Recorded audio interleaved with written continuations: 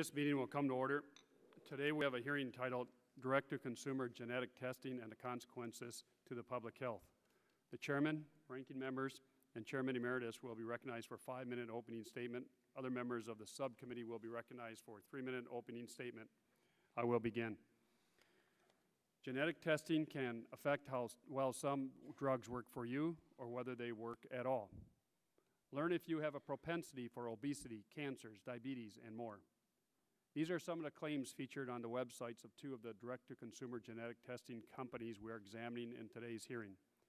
These companies and their competitors make enticing claims about what this promising new field of research can offer the American consumer.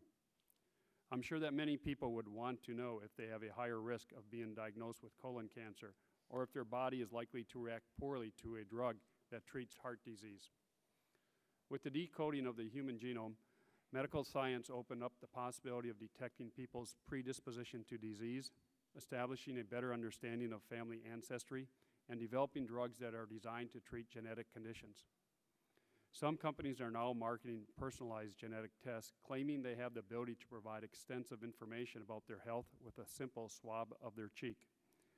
These companies tell consumers that greater genetic testing can predict whether they are more likely to develop diseases such as breast cancer, diabetes, cystic fibrosis, celiac disease, and heart disease. The companies state that genetic tests also inform consumers how they are likely to react to prescription drugs taken to treat HIV or high blood pressure. But how accurate are these companies' analysis of direct-to-consumer genetic tests? By sending the consumer the results of genetic tests without counseling or medical advice may cause more harm than good for some consumers.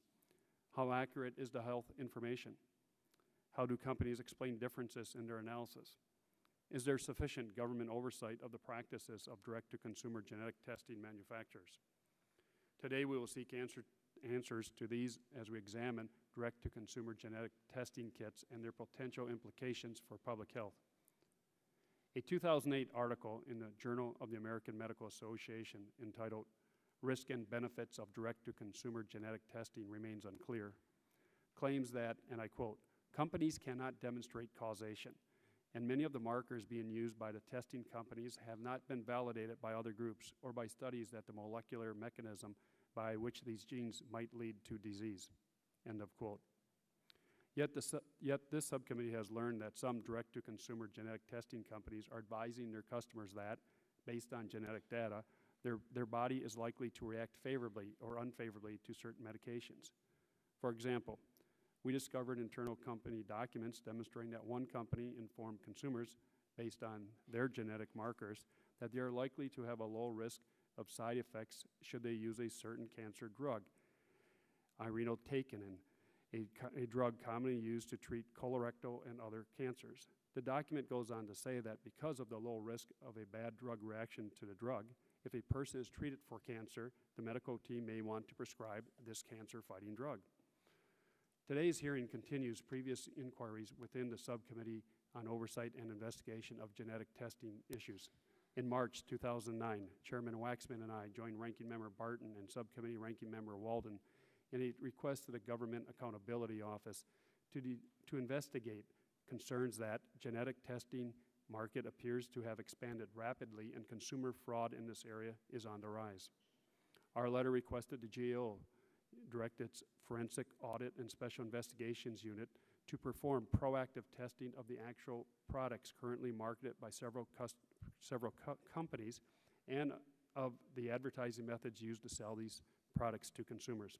I thank the Chairman and my colleagues for working together on this important bipartisan inquiry. During the course of our investigation, GAO found that some direct-to-consumer genetic testing companies providing misleading results from genetic testing kits.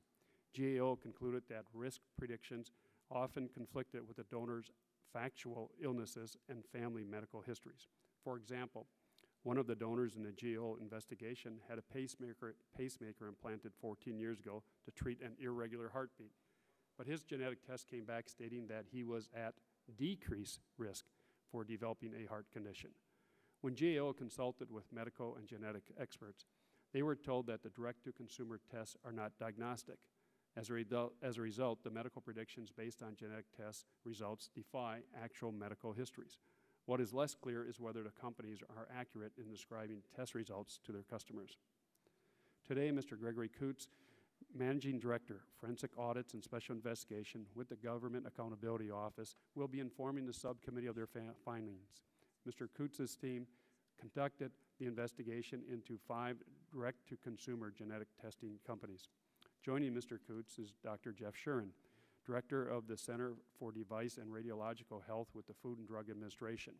FDA represents the federal agency responsible for the regulation of these direct-to-consumer genetic tests. We will also be hearing from direct-to-consumer genetic testing companies. I look forward to hearing from these companies about the quality of the products and services they offer and the steps they take to protect the American consumer. Joining the manufacturers is Dr. James P. Evans, a professor and director of genetics and medicine at the University of North Carolina at Chapel Hill. Dr. Evans is an advisor to the U.S. Secretary of Health and Human Services on the subject of genetics, health, and society. Dr. Evans currently serves as the editor-in-chief of Genetics in Medicine, the official journal of the American College of Medical Genetics. I want to thank our witnesses for their cooperation in appearing before us today. I look forward to their testimony and to learning more about the promises and risk in this exciting new field. I'd also ask unanimous consent that Congresswoman Louise Slaughter statement be made part of my opening statement. Without objection, I would next turn to Mr. Burgess for an opening statement. I thank the chairman, and I thank the chairman and Chairman Waxman for convening this hearing. It is an important topic. The advancements in genomics, as we've heard in other subcommittees in the Committee on Energy and Commerce, have been startling. The Human Genome Project was certainly a long time in coming, but worth the wait, and the excitement that is provided has proved that point. The discovery of over 1,800 genes linked to disease is nothing short of remarkable. The promise this research holds to help those suffering or likely to suffer from diseases and medical conditions is very real. We cannot overstate the significance of these advances, and I have no doubt that genomics will revolutionize the daily practice of medicine. However, we also have to be concerned about a rush to commercialization. It is imperative that the information consumers receive is reliable and accurate.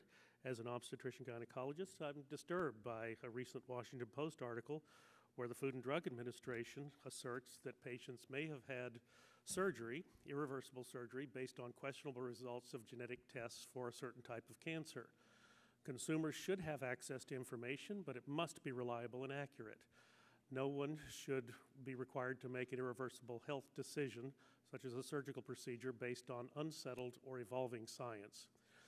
Findings from the Government Accountability Office's undercover work with genetic testing companies raises these very concerns. The GAO's secret shoppers or fictitious consumers received disease risk predictions that varied greatly across the different companies. One person was deemed at below average, average, and above average risk for prostate cancer and hypertension from 4 different companies. And in this sort of testing, you don't get to pick the best 2 out of 3. Overall, the GAA found 68% of the time the donor DNA samples resulted in different risk predictions for the same disease. This lack of consistency may indicate the state of the science, but it also begs the question, how can consumers know their true risk? Furthermore, it is very difficult that companies promise impossible results, tell consumers that they will definitely get cancer, or inappropriately claim celebrity endorsement. One company counseled a patient that the above average risk prediction for breast cancer meant that she was, quote, in the high risk of pretty much getting, close quote, the disease. The examples by the Food and Drug Administration and the Government Accountability Office show that there is cause for concern about these tests. I'm a proponent of personalized medicine, but I fear that these practices might confuse the potential for these tests to be of benefit in the future. Genetic testing will not realize its potential if the components are unreliable, or worse, if fraudulent information is pushed. Apparently, a director of research and development at Pathway Genomics agrees. In a March 17, 2010 email to her colleague regarding weight management genetic testing for contestants of the popular television show The Biggest Loser, she raises concerns about the ability to distinguish the real science from the hot topics that are generally not validated science or to meet any criteria for strength of genetic association. On March 18, her colleague responds that she too has on many occasions tried to raise the scientific red flag in meetings. If the people doing the research at these companies question the test's reliability, then there certainly are going to be issues for the consumer. One might argue that greater Food and Drug Administration regulation of the results is needed, and I believe we must ask, are the kits themselves properly regulated? The Food and Drug Administration recently sent letters to commercial genetic testing companies asserting regulatory authority over their products. Also, the FDA convened a public meeting to look at the broader issues of regulating the developed tests. I do want to hear from the Food and Drug Administration about their plans. But a more basic question for the FDA, is the science sound enough to support this market? Can the Food and Drug Administration police genetic tests with a science that is so new and so rapidly changing? If people become uncertain as to the reliability of the results of genetic testing, because that reflects the infancy of the science, then medicine may never reap the benefits that this science holds. Finally, and to the Food and Drug Administration, the science may not be there yet, and I would stress the yet, but it will be, so you must be ready. Needed tests and cures should not be denied down the road because our federal agency, the Food and Drug Administration, has not yet figured out how to adapt to the science. Ponder this: how will the FDA regulate personalized pharmaceutical and biologic products? How do you do randomized clinical trials on personalized therapies, on therapies that are developed for a single patient? The future may not be here yet, but it is right over the horizon. Thank you, Mr. Chairman, for holding this hearing, and I will yield back the balance of my time. Thank you, Mr. Burgess. Mr. Waxman, Chairman Waxman, for an opening statement, please. Thank you very much, Chairman Stupak, for holding this oversight hearing. This is an important issue for us to examine. The direct-to-consumer genetic testing, the companies that are offering to do this recognize there's a heightened interest in the whole idea of unraveling the mysteries contained in people's own genome and how it might apply to their personal health. And there's been rapid progress in the scientific research on human genetics, which makes all of us very excited. But we need to look at some of the statements and claims that are being made to the average consumer when they look at the website of some of the leading direct-to-consumer genetic testing companies. Navigenics, one of the companies that we'll hear from today, promises on its website that its product offers, quote, a new look at a healthier future. And you can see on the screen their claims. 23andMe, another company testifying today, offers these enticements to the potential consumer of its genetic testing kits, quote, take charge of your health, live well at any age, end quote. Let your DNA help you plan for the important things in life. Pathway Genomics, the third company testifying today, advises on its website that, quote, knowing how your genes may affect your response to certain drugs may improve the quality of your life, end quote. And DecodeMe, a fourth company whose genetic testing kit GAO reviewed, states on its website that, quote, your genes are a roadmap to better health, end quote. The problem with these marketing practices is that it is not clear today whether the exciting scientific developments in human genetics research actually transfer into ways to improve and individualize medical care. The science informs us that there is no widespread accepted consensus linking genetic markers to many specific illnesses.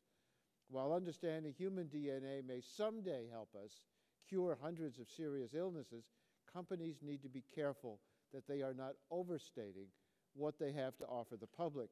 And if a company is making a claim regarding the consumer's use of its products and that person's health, then the company should be subject to compliance with all applicable public health laws and regulations. Two agencies of the government share jurisdiction over direct-to-consumer genetic tests.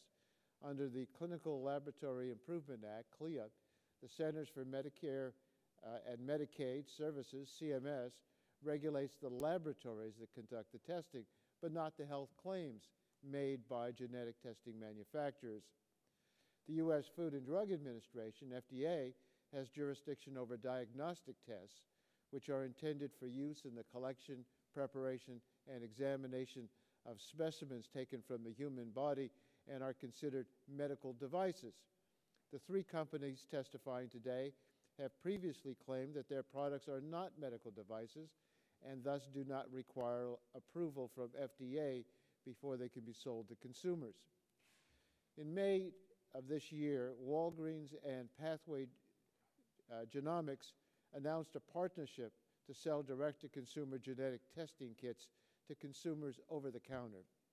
In response to this announcement, FDA sent a letter to Pathway Genomics stating that these products fell under the oversight of FDA and that the genetic testing kits had not been approved by the FDA.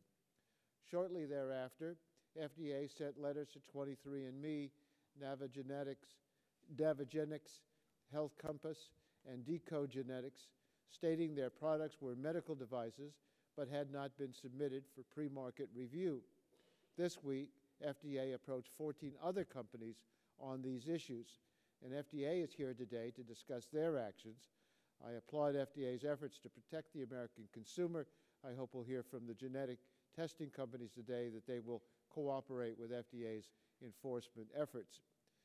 Our committee has also conducted its own investigation, reviewing over 450,000 documents.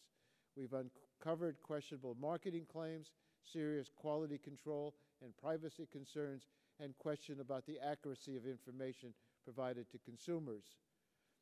Last year, members of our committee asked the GAO to evaluate these issues, and GAO is going to report to us today. 3 of the companies the GAO tested have come here to discuss their work, provide their insights into what the committee and GAO found. I thank them for their cooperation. Additionally, Dr. James Evans, a practicing physician and expert in medical genetics, will give us the clinician's perspective on the value of the company's analysis and the questions they raise. Thank you, Mr. Chairman. We need to ensure the public is protected against exaggerated claims, abusive marketing, and practices that threaten individual health and safety. Thank you, Chairman Waxman. I had asked before Mr. Burgess' opening statement that Congresswoman Slaughter from 28th District of New York, that her statement be made part of my opening statement without objection. That will be the case. Next, we'll go to Mr. Griffiths for opening statement, please, 3 minutes.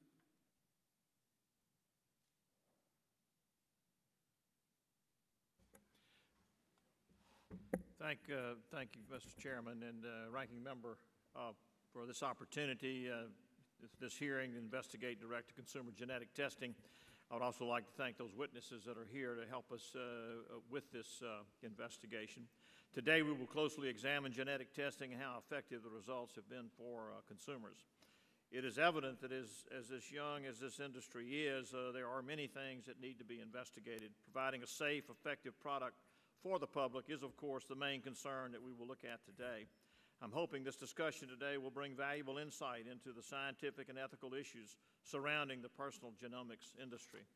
These tests can provide consumers with the information to motivate them to live healthier lives. The development of the tests can help individuals identify if they are at risk for particular medical conditions and seek out specific medical treatments. On the other hand, if the tests are inaccurate, it can lead to confusion, fear, misdiagnosis, and even unnecessary testing and death. In addition, for the average consumer, the results of these tests can be too confusing and too complicated for individuals and their families to deal with. It is vital we prepare consumers with the background knowledge and tools they need to interpret their own genetic data in a safe and informed manner. There have already been evidences of consumer fraud, and we must make sure that this does not continue. As a physician for 40 years, I understand how important it is to provide accurate health care information to individuals so that they can make important medical decisions. We need to ensure that moving forward from today that these companies have this same goal. The answer may not be to take these tests away from public use, as they could be helpful in prevention of disease, but we do need to drive a discussion today on how to better protect the public. I might say that the diseases that draw the most attention are cancer, Alzheimer's, those we fear the most. If I were to stand up and pull a snake out of my pocket right now and throw it into this audience, very few of you would decide whether it was poisonous or not. Everybody would be headed for the door. No one is more vulnerable to medical fraud than the concerned individual about a family history or a disease. No one is more sensitive to the mysteries of their bodies and genetic testing, and so the marketing of this particular aspect of medicine is fraught, a minefield of fraud and abuse pushed by the profit motive, which we admire, but we do know in medicine it can be a problem. So with that, I appreciate very much, Mr. Chairman. Thank you. Thank you, Mr. Griffin. Ms. DeGette for opening statement, please.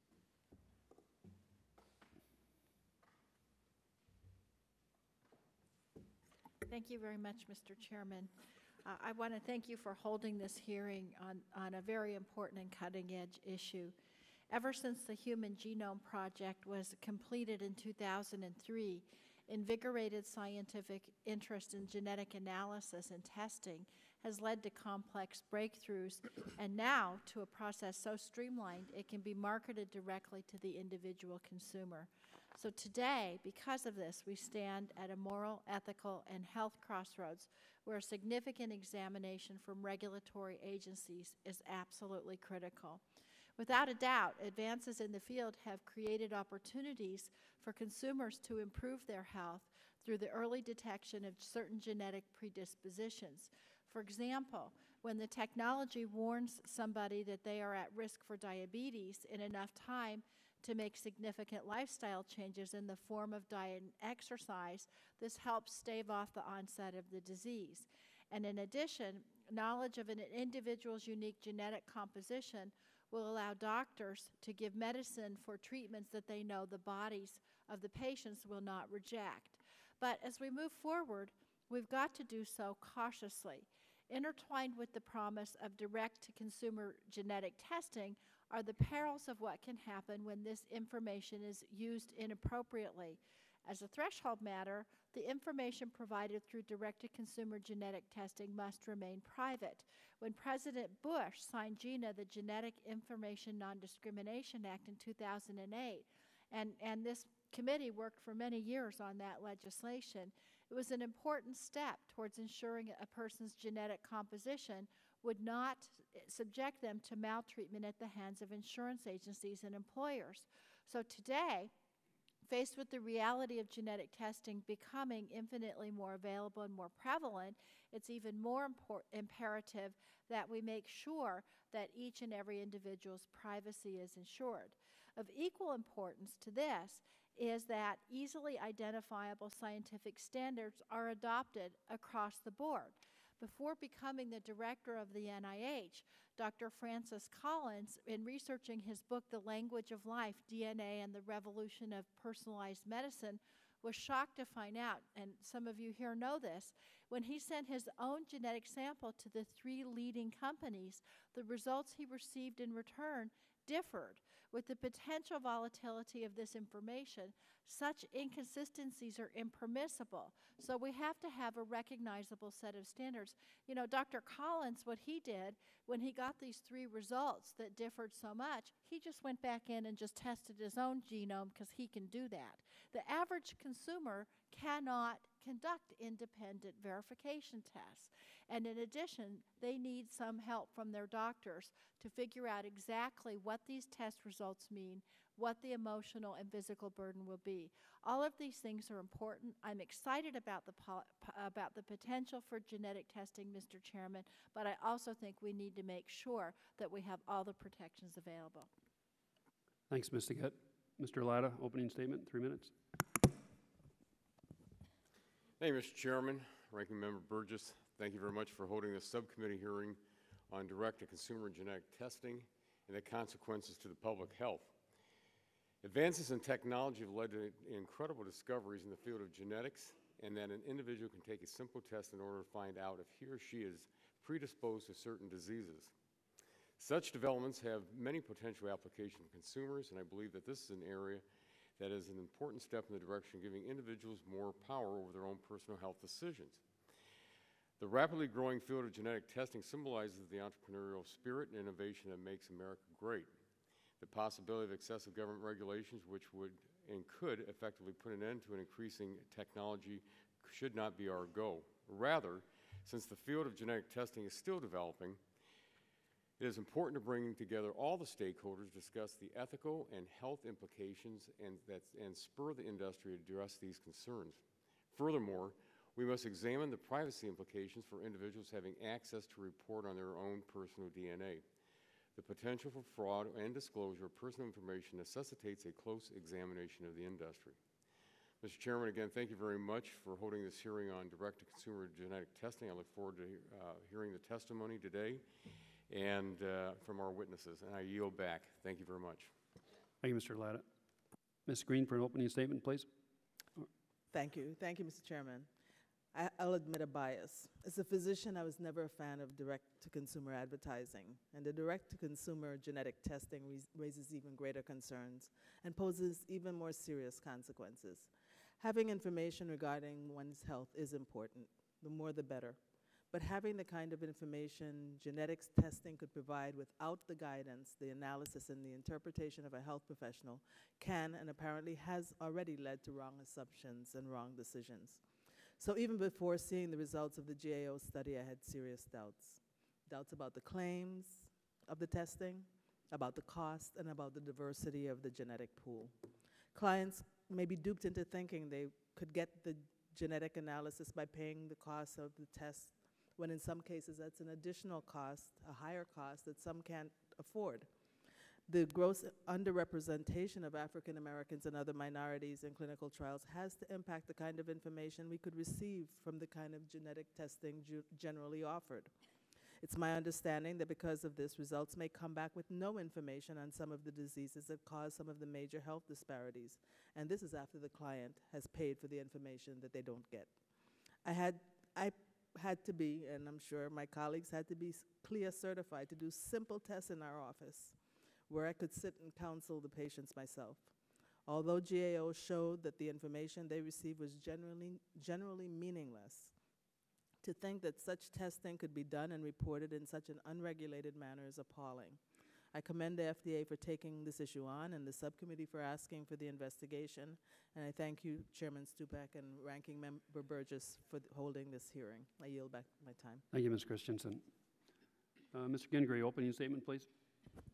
Mr. Chairman, thank you. I came in just in time to hear three of my colleagues give their opening statements, and they essentially have given 2/3 of my opening statement. I'm not a bit surprised that I would be in agreement with Dr. Christensen in regard to this. I mean, obviously, we all have some real serious concerns about how this information is used and what the patient's understanding of it. Genetic tests indeed hold great promise for our healthcare system, but the promise of these tests rests squarely on patients having the necessary information available to use the results effectively.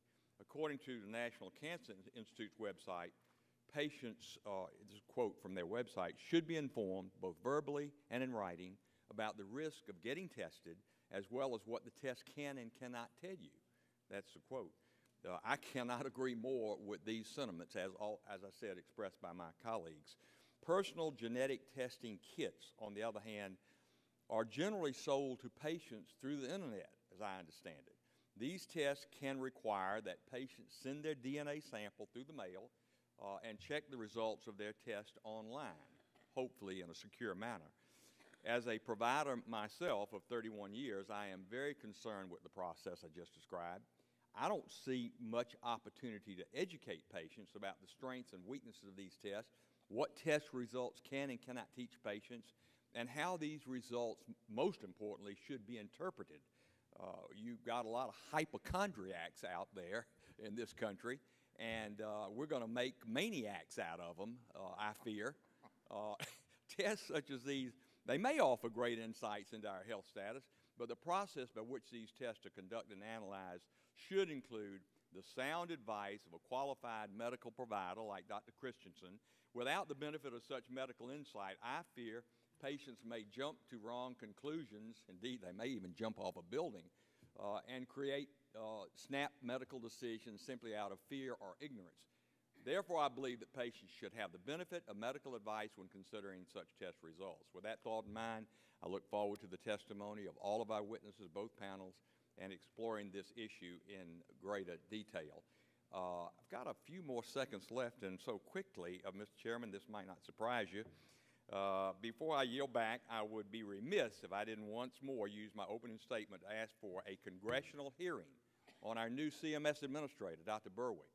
This committee, Energy and Commerce, Oversight and Investigation, this subcommittee seems like an appropriate place to ask Dr. Berwick about his thoughts on health care rationing and whether it is now the philosophy of our Medicare program, or whether Dr. Berwick still believes that a humane health care system should transfer the wealth and resources from the rich to the poor.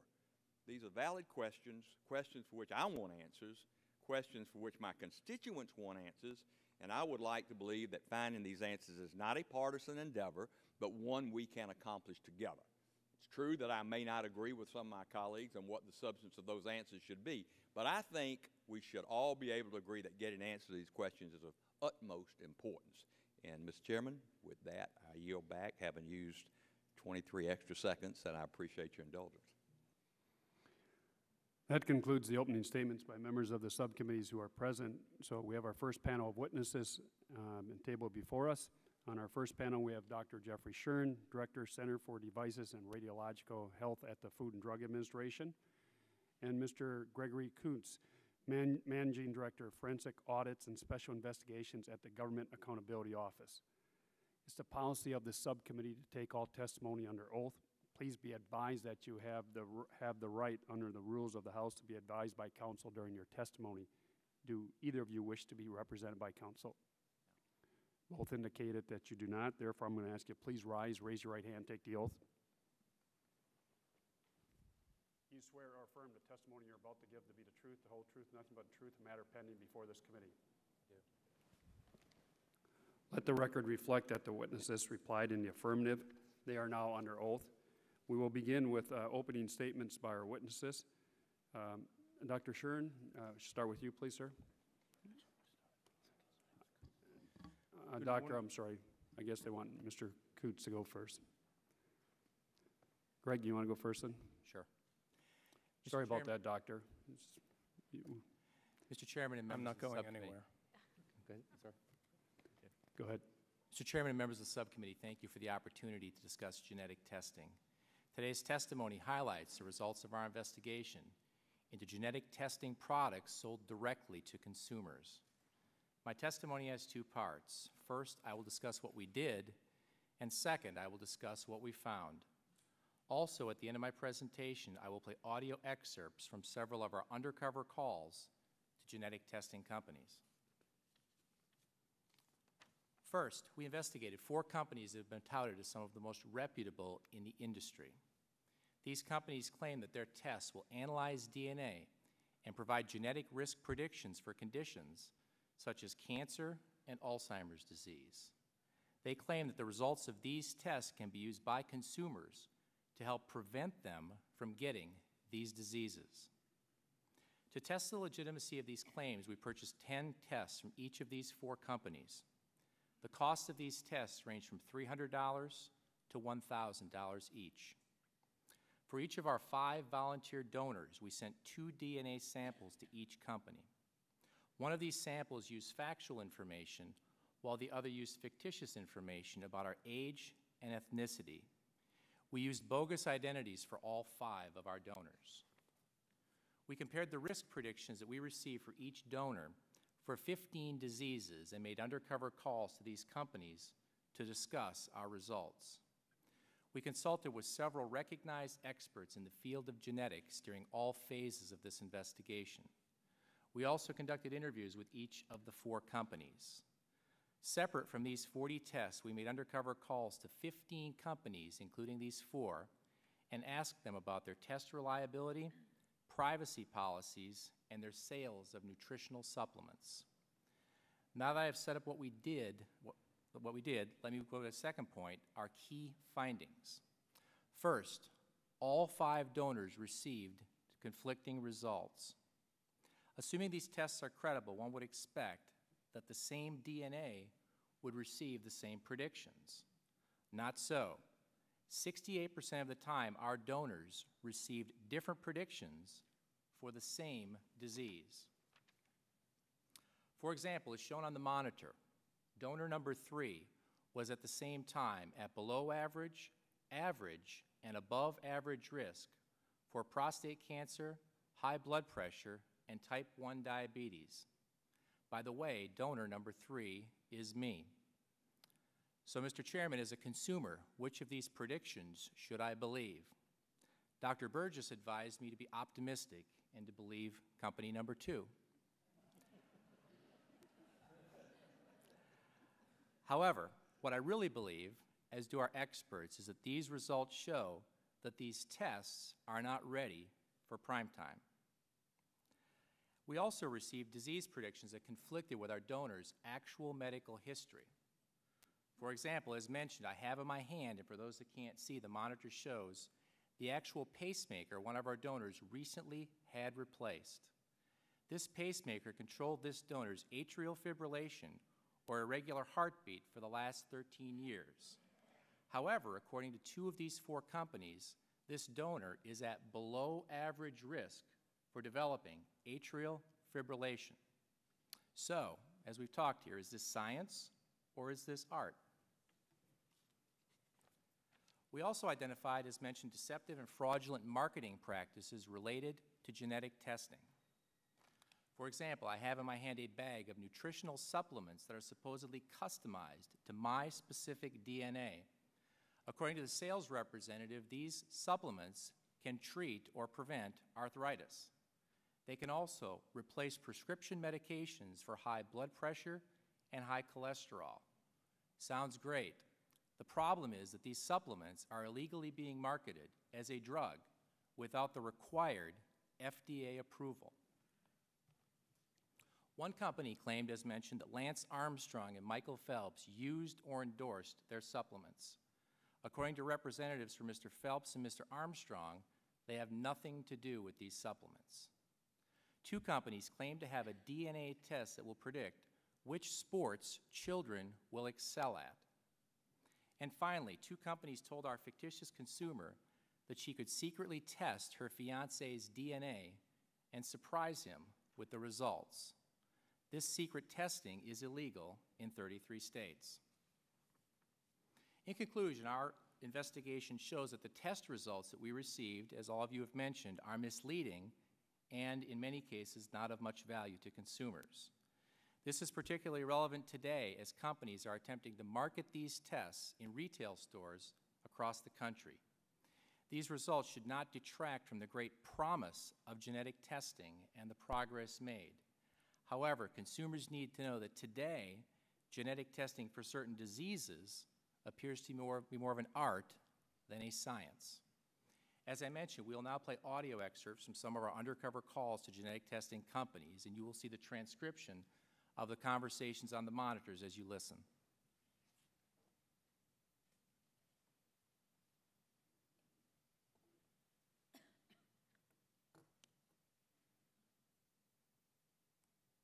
So if I'm high risk, does that mean I'll definitely get breast cancer? You would be in the high risk of, pretty much getting it. So.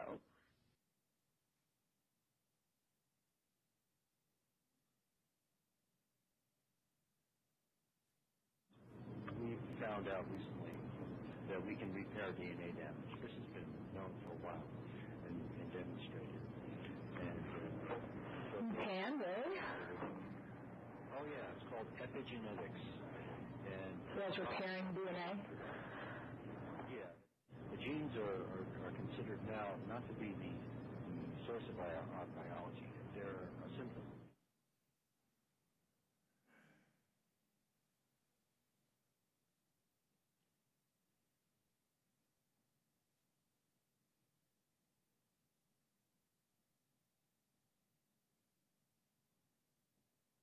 I thought it'd be an awesome gift to give my fiance his DNA tested with mine. Oh, yeah. But That would be great. And I'm okay? You could surprise them and let them know that it's ancestry test, and then surprise them with the health information too, or I don't know. Okay, so as long as I can get the vial of saliva somehow, I can send it in and you can test it for me? Absolutely. Okay, that'd be amazing. Thank you. Yeah, we have people, we just don't know that that's what they're doing. Okay. You know, people will purchase something, send it in, you know, and get the result.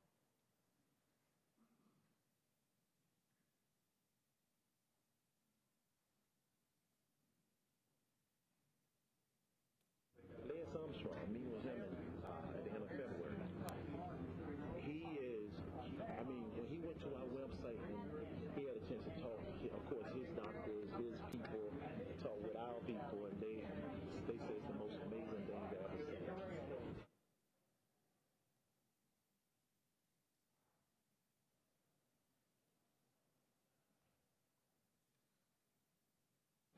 My mom and dad both have high cholesterol and problem maintaining blood pressure.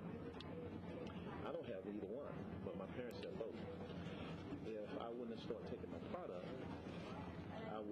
it's in my genes. I would eventually get it because it's in my genes. So they both have it, you don't, and if you take the supplement, you don't get it. Right. And so like I'm on high cholesterol medicine, so I can stop that if I take the supplement. You're going to continue on taking your medicine, okay? It's going to get to a point. You're going to take him your assessment. I'm start taking my custom supplement. Then that's when you're going to stop taking it, and you're going to monitor it the same way. Okay. But the difference is you're not going to be taking a medicine.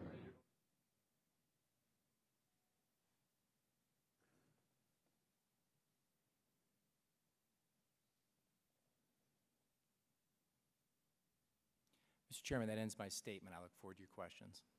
Thanks, Mr. Kunz. Dr. Schern, your testimony, please. Well, good morning, and I am pleased to explain FDA's recent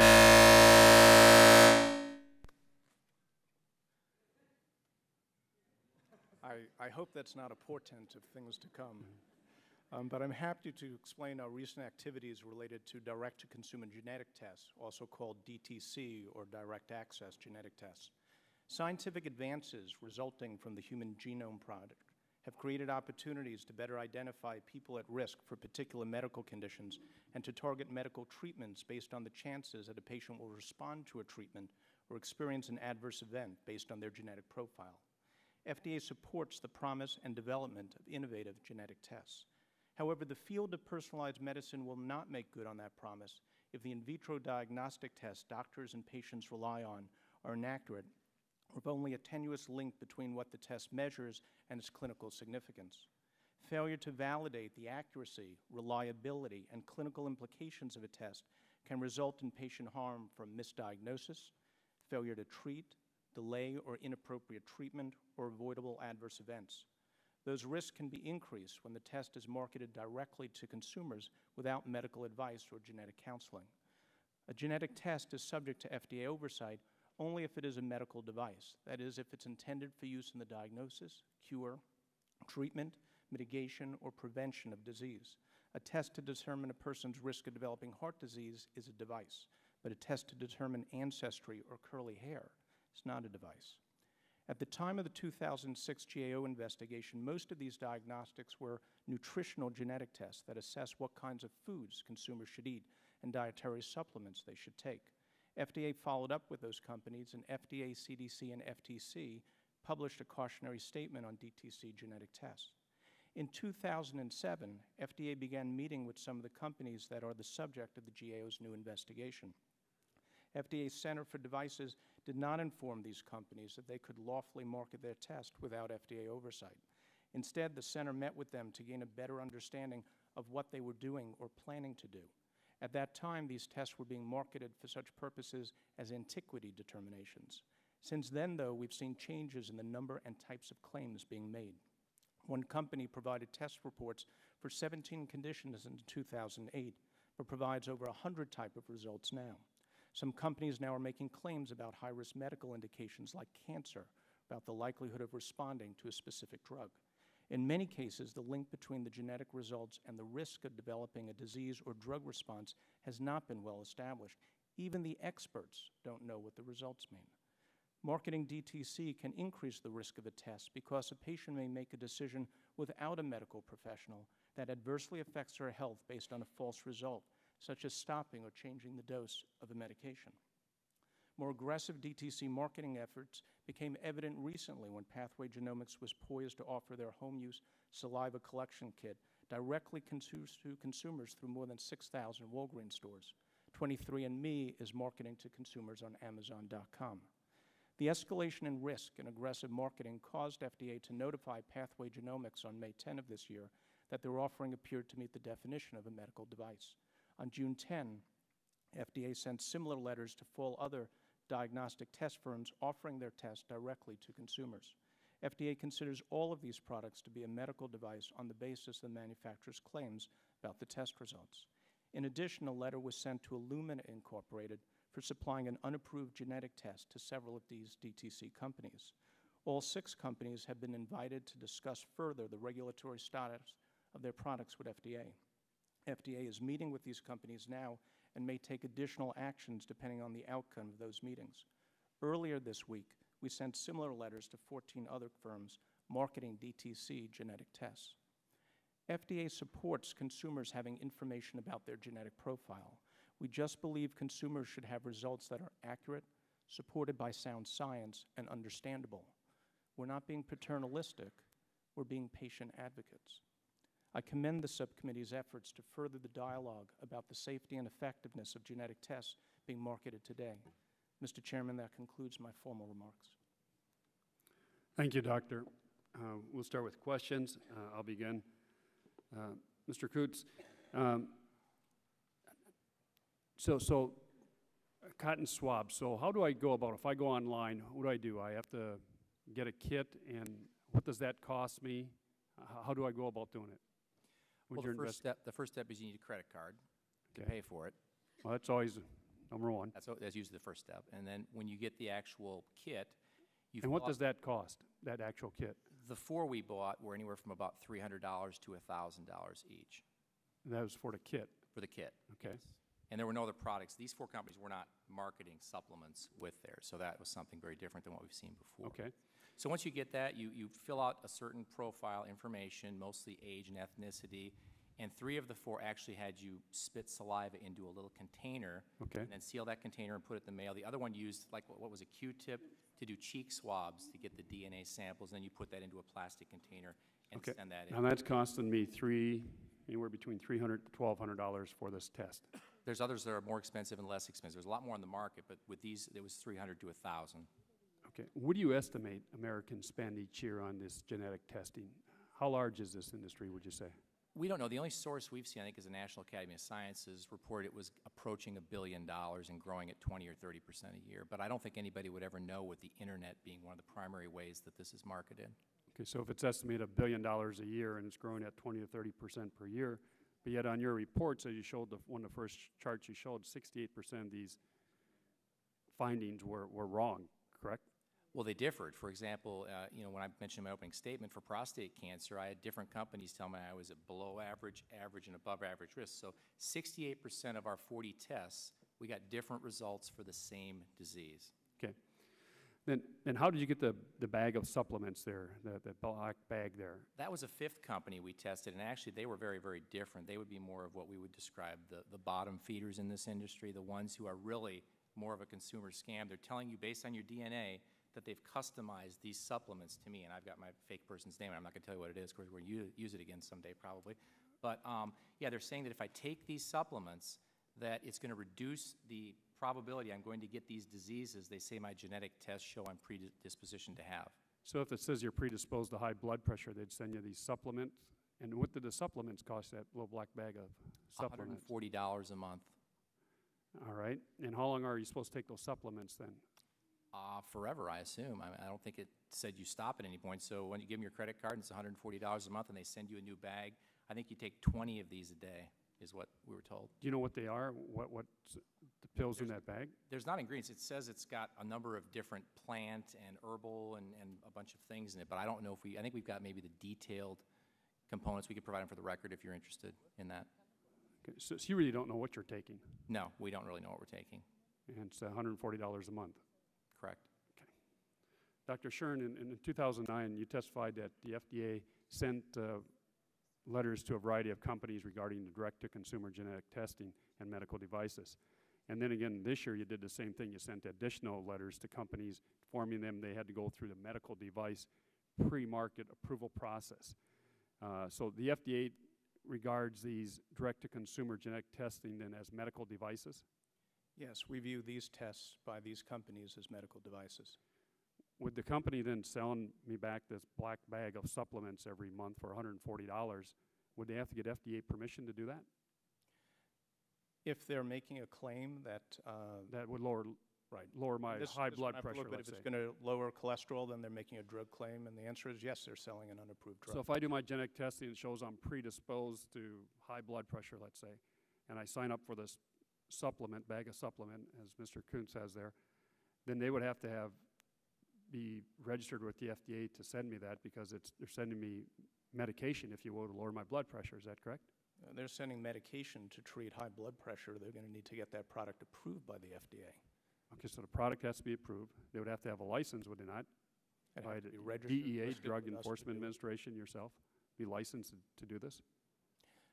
They would have to, if they're now making a drug and selling it, then they're going to have to register with us, and there's a whole bunch of other requirements. They have to meet good manufacturing practices, reporting requirements, and it sounds like this company hasn't done any of that. Mr. Kuntz or Dr. Shern, has any state certified these genetic testing kits to be sold in their states? Do you need a state certification to sell these? I think there are some states, as we understand, I don't have the details, that do regulate or limit the ability to sell these directly to consumers. I don't know which ones, but we did see some of that in our research. But all you do is go on the internet, right? Yeah, so no one's going to know. Okay. Yeah, and the state of New York, for example, prohibits direct-to-consumer marketing. They also, in order to use a test on a sample from New York, they will have to approve that test before you can use it in that state. Okay. Well, my time's expired. Maybe we'll go in there a round of questions. Very interesting. Thank you both. Mr. Burgess for questions. Thank you, Chairman. Dr. Shern, FDA sent a letter to Pathway Genomics June 11, 2009, stating that its health kit, a home DNA test, was a device and did not have FDA approval or clearance. And it appears that FDA has been corresponding with them for over a year, but has any action occurred as a consequence of this? No action has occurred until recently, when we did send the other letter to say we think it's device, come in and talk. Otherwise, we are serious about taking action. If there's any issue here with the FDA, quite frankly, and I'll say this, it's why didn't we act sooner? That was going to be my next question. And we should have acted sooner. So do you have any idea how many of these tests have been sold in the year's time, 13 months' time it's taken to get to this point? So we should have acted before this time now. And I think the recent actions just put, if you will, lit a stronger fire under the agency when we saw Pathway Genomics now entering into an agreement with Walgreens to sell their collection kit through those pharmacy stores.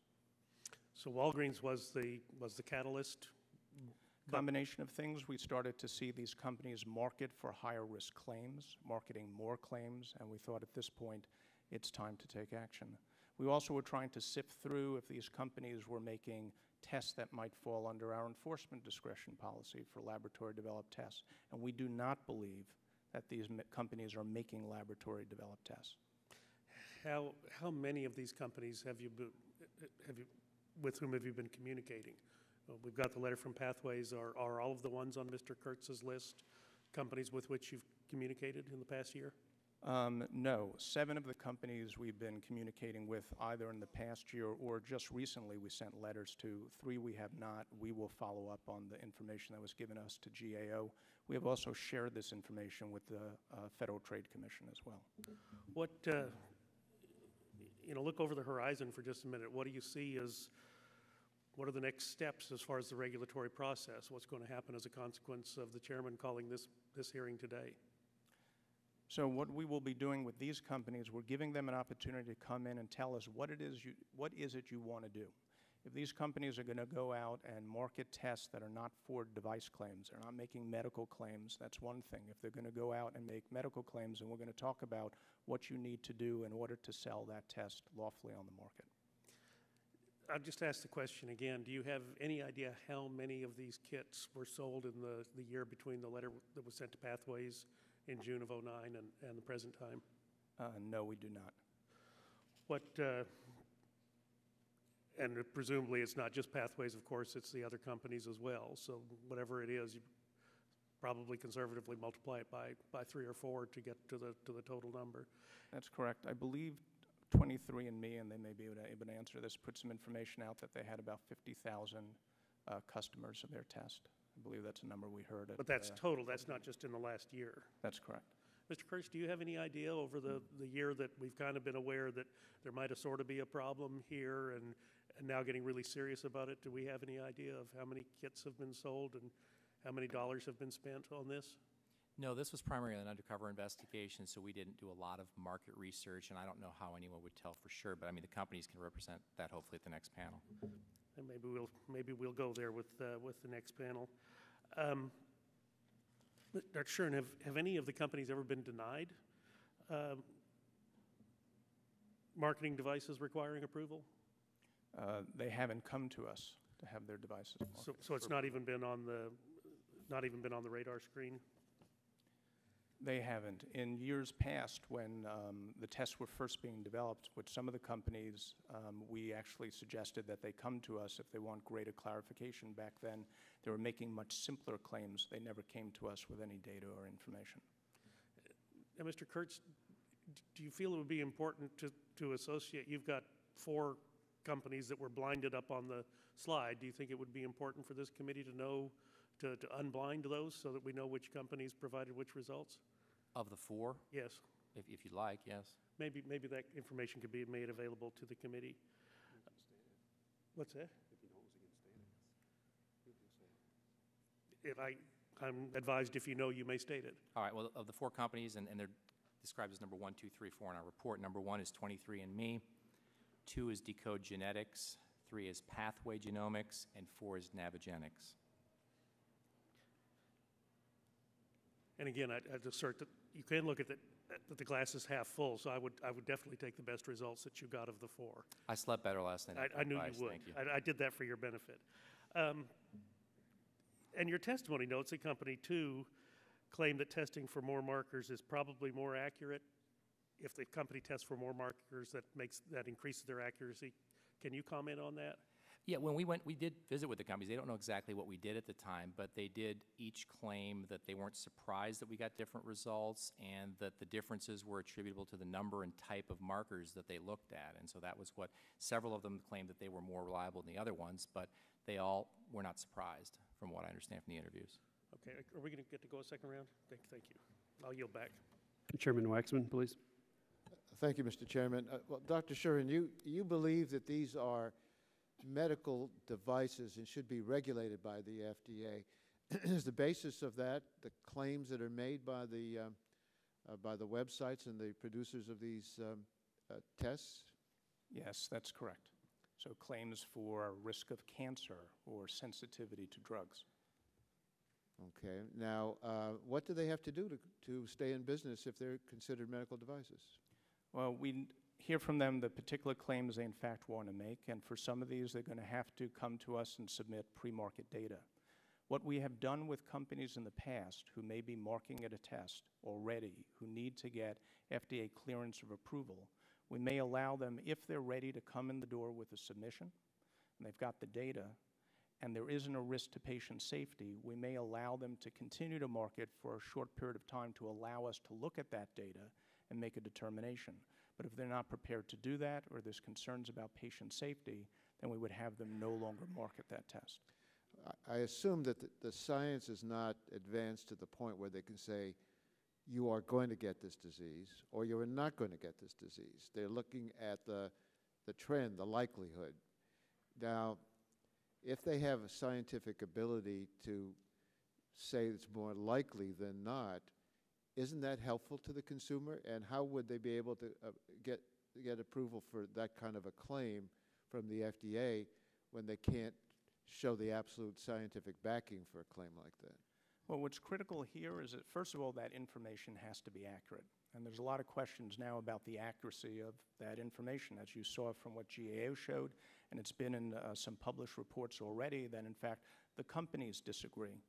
One of the companies, even in letters to us, admitted that different genetic testing companies can report inconsistent results even when based on tests with proven analytical validity. And they go through all the different reasons because they're looking at the data, they're making their own determinations on where to make cutoffs on the science. Another company on their website has said many of the genetic discoveries that we report have not been clinically validated.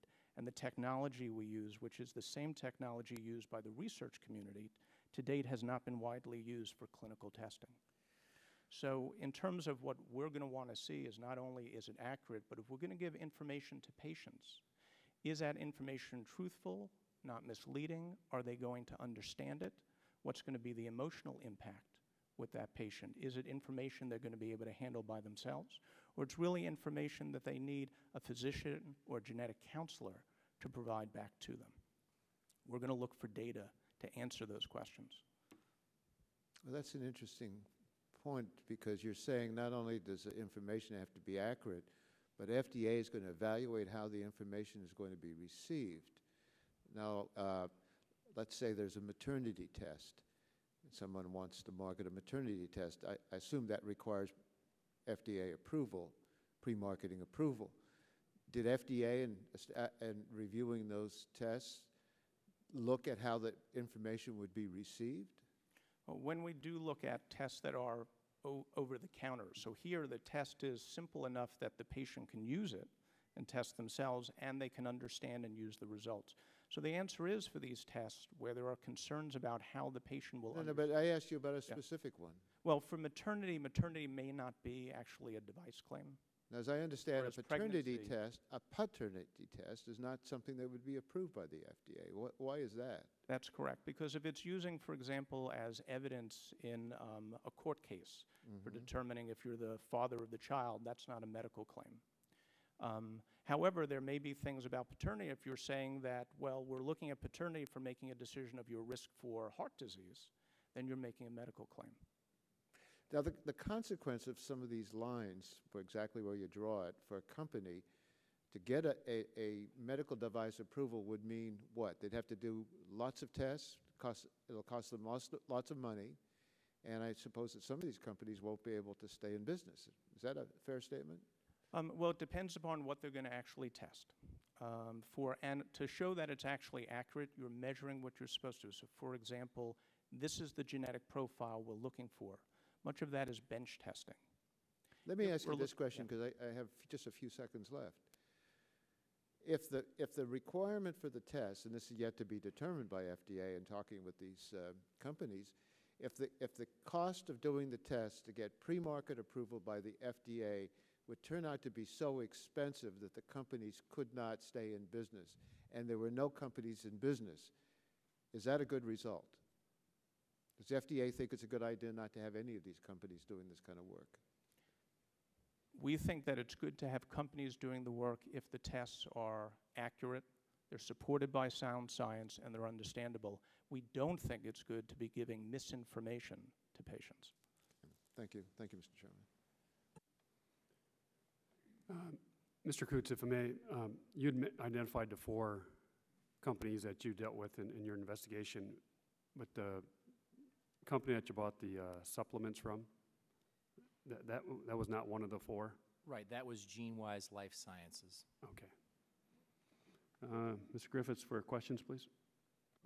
Just a couple of comments. I think that Chairman Waxman is making a very good point. I don't think that the companies that are in question here would, if they disappeared tomorrow, would impact the scientific community and our desire to do research into genetics. I don't think I don't think that's really a discussion here. I think the discussion is that whether you're a PhD or a physicist or you're a farmer with a limited education, your medical IQ levels out when someone says cancer or Alzheimer in front of you, and you do not have the ability to interpret these results, much less have a follow-up as to what is necessary. As far as prostate cancer is concerned, we know that if a man lives long enough, he will develop prostate cancer. This is all bogus.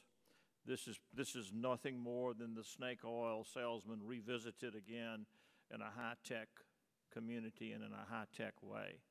I think that the proof is in many of the discussions that you've had with these companies, and it's very difficult to protect the public from itself and its desire to be healthy. So I think this committee is doing something that I think is very, very important, that we do impose significant, strenuous regulations on these laboratories and what they are doing and what they say they're doing. Reminds me of the story that they used to tell about the snake oil salesman. He had two medicines. One was high papillorum and one was low papahyrum. High papillorum was taken from the bark of the tree from the limb down, and low papahyrum was taken from the bark of the tree from the root up. And they were both good, but they were different. And I think what we're seeing here is the high papillorum, low papahyrum story with a large check attached to it on a credit card or what have you. The other thing is that this is nothing more than a lead-in to a marketing effort. Anyone that takes the time to find out whether they've got Alzheimer's is already concerned about it. They go on the marketing list for medications, vitamins, etc., and they begin to get bombarded with mail. They probably say, well, how did anyone know I was interested in Alzheimer's? Their lists are being sold. Breast cancer is the same way. Most malignancies are the same way. So I think we're on to something here as far as what we really need to do for the public. I yield back the balance of my time. Yes. I thank the gentleman for yielding. I do just want to point out that this science has evolved so rapidly in just a few short years that I've been here on this committee. And I can remember Dr. Zerhouni talking to us, sitting at this very witness table in his last public appearance in front of this committee, talking to us about the single nucleotide polymorphisms that are being used as these tags as to ascertain the risk factors. And he put a slide up on the board that showed the number that were available in 2003 and then went through the years. And by the time we got to 2008, which was the year then, the entire slide was filled up with these. So there has been a dramatic expansion of the information that is available. A field trip that I took to the National Institute of Health in 2003, I went to a room where they were doing the testing for the genetic tag for type 1 or type 2 diabetes. Now I don't remember which it was. It was an enormous room full of people at the bench testing. They were linked in on the internet to at least 2 other labs located other places in the world that I was told were equally as large, where people were working away around the clock at doing this sequencing. Last spring, I went to the NIH and I saw a machine that was the size of 2 file cabinets, and it was doing the same work of 3 large labs from just a few years ago and doing it much faster, and I suspect with at least as great or if not greater accuracy. So, Dr. Shuren, this knowledge is going to evolve at a very rapid pace. And I would just restate the question that I stated in my opening statement. Are you ready? Is the FDA ready for what is going to be delivered to it by, the NIH and private companies and researchers across the country? Would the gentleman yield to me in the few seconds he has remaining? I'd asked a question to the witness, but I was hoping to get a response. Let's get a response, and then we'll let the chairman follow up. Well, it's a great question. And the answer is... That's why I wanted a response. It was a great question. And I'm sure your question will be just as great. So we held a public meeting on June 30th to get at this question. We are thinking, and I'll tell you our initial thinking is a really out-of-the-box approach on genetic testing. We have 2 issues. Does the technology that we're being used, is it accurate? And as you mentioned, you could be looking at hundreds of thousands of these single nucleo SNPs, and you're not going to have a validation that looks at every single one of them. So we're looking at maybe there would be a subset, and if you could show, you could demonstrate you're accurate with that subset, that's good enough. and we would trust you on all the rest of the things that you're looking at. The second piece goes to then, when I test for that profile, do I really know that it's detecting or predicting the disease it's supposed to detect and predict? And that's where the science really is evolving. What we're thinking about is FDA, along with NIH, pulling in from the healthcare community, pulling in from patient groups, actually sit there going through the science, and when we set the standards of what's good enough and when it's ready, allow those claims. The companies then would not have to come back in the door with a new application. We'd say, you are already a validated test, you can now make this claim. And that actually would be a way to allow for a lot of tests to be out there, and we would be able to sort of go through that science with a lot of experts to then allow for those claims. And that would actually be a much less expensive way of doing it for these companies as well. And that could tie into the disease registries that we are building as a result of work in this committee. Thank you, Mr. Chairman. I'll yield back. Chairman Waxman, Well, the gentleman's time has expired. Others are waiting to ask their questions. Mr. Griffith, thanks. One quick comment. In addition to disease, one of the things that's going on is most of our good, legitimate genetic labs are wide open information. They share it. It's a real scientific endeavor. We know that we can expose 100 of our troops to a traumatic event in Afghanistan and Iraq, and only 10% will develop post-traumatic stress syndrome. We believe there's a genetic tendency for that. So a lot of the research that we're doing is unrelated to the snake oil concept, but it's ongoing, and it's certainly not part of this discussion. So yield back. Remember, in the last 48 hours, this committee went from Gulf oil to snake oil. So we're on top of our game. Ms. DeGette for questions, please. Thank you, Mr. Chairman.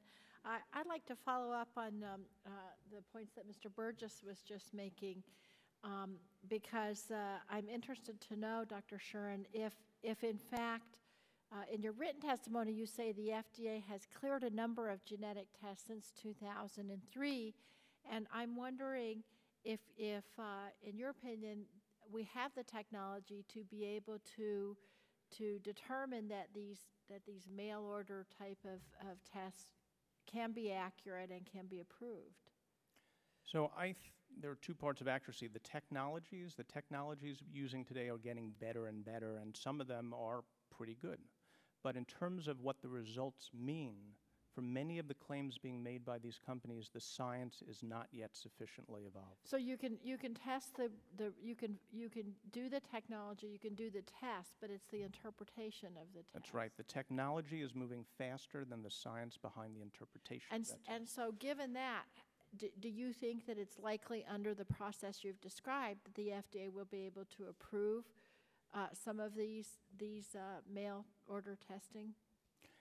It's possible. We're going to have to wait and see, what data they have, what claims they make. I think some of those claims they may not be able to make today. Some of them maybe they would be able to make, but it's going to be based on sound science. And do you think that primary care physicians are adequately trained to interpret and assess and make recommendations based on these tests at this point? Well, I'm not an expert in that, but I'll tell you the Secretary's Advisory Committee on Genetics, Health, and Society concluded that physicians generally are not well prepared to provide that kind of counseling. So is that going to be part of the FDA's consideration as well? Yes. Okay. And I wanted to ask you, Mr. Coots, because obviously your testimony was compelling, but the audio clips were even more compelling of what people were being told by these companies. One thing that struck me was how little regard was shown in that audio clip for patient privacy. The woman says, I want to have I guess as a wedding gift or something, I want to have my fiance tested, and the company said, well, that's a super good idea, and we've done that with others. I know that both of the companies that did that have specific policies prohibiting the sharing of genetic information with a third party. Were you aware of that? Yes, we knew that they had policies contrary to that. We were testing to see if they would actually say, no, we don't encourage that, or we're not going to do that if we know about it. And they just, do you think it was a problem with the employee on the phone not knowing what the company policy was, and that training within that company could help that? We didn't talk specifically to anyone about that, so I don't know, but Okay. I believe the two companies will probably be on the next panel. Yeah, and what were those companies?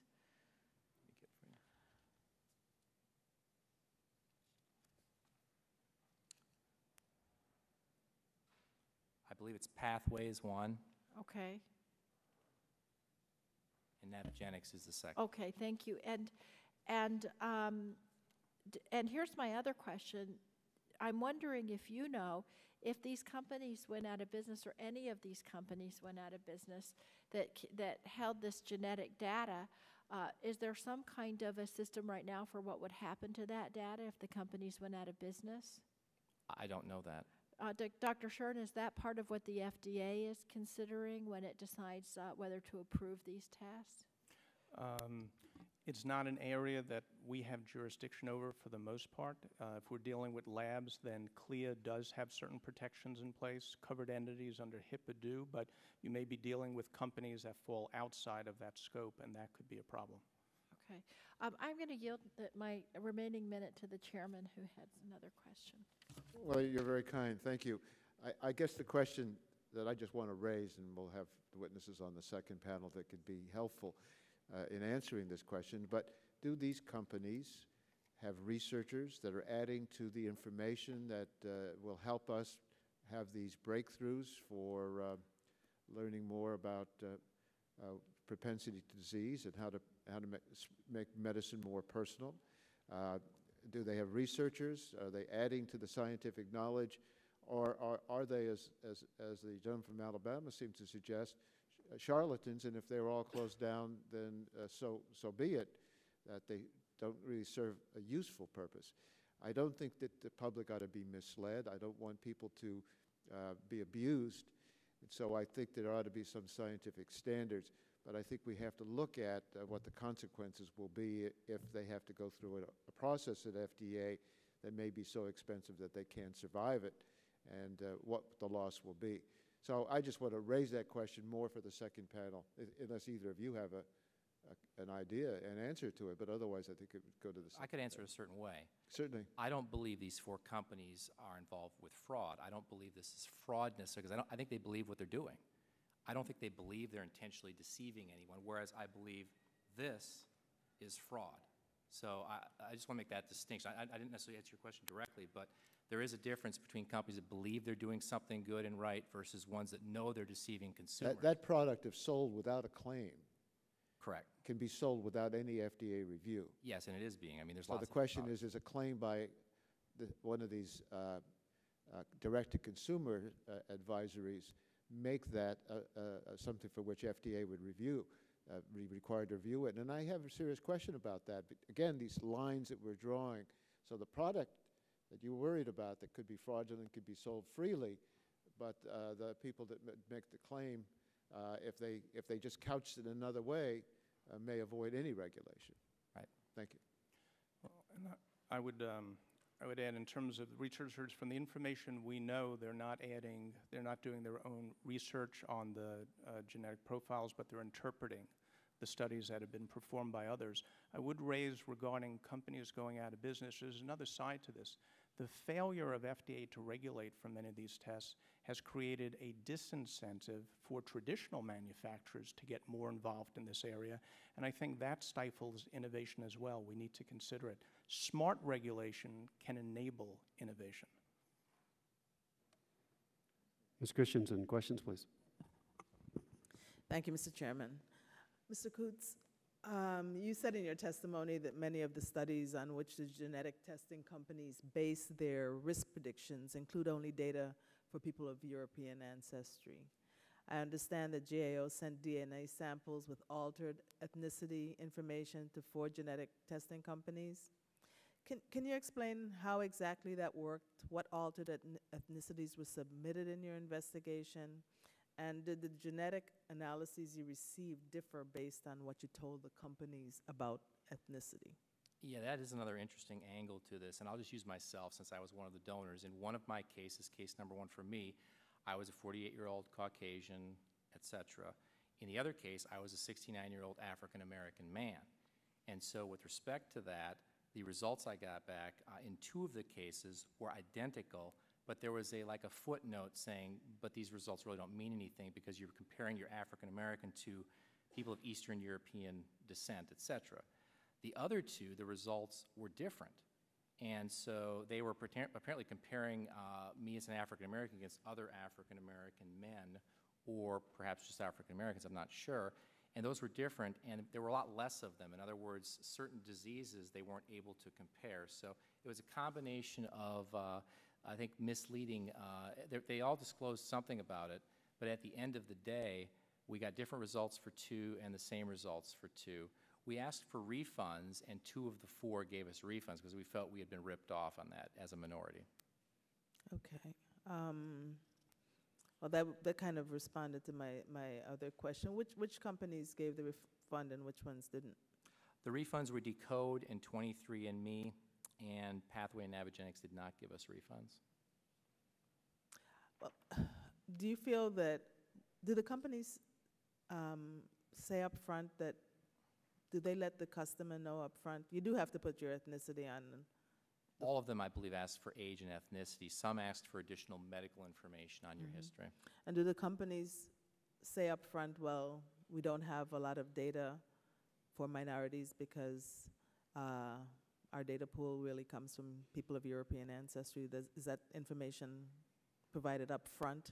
It's disclosed, I believe, but not necessarily in a prominent way.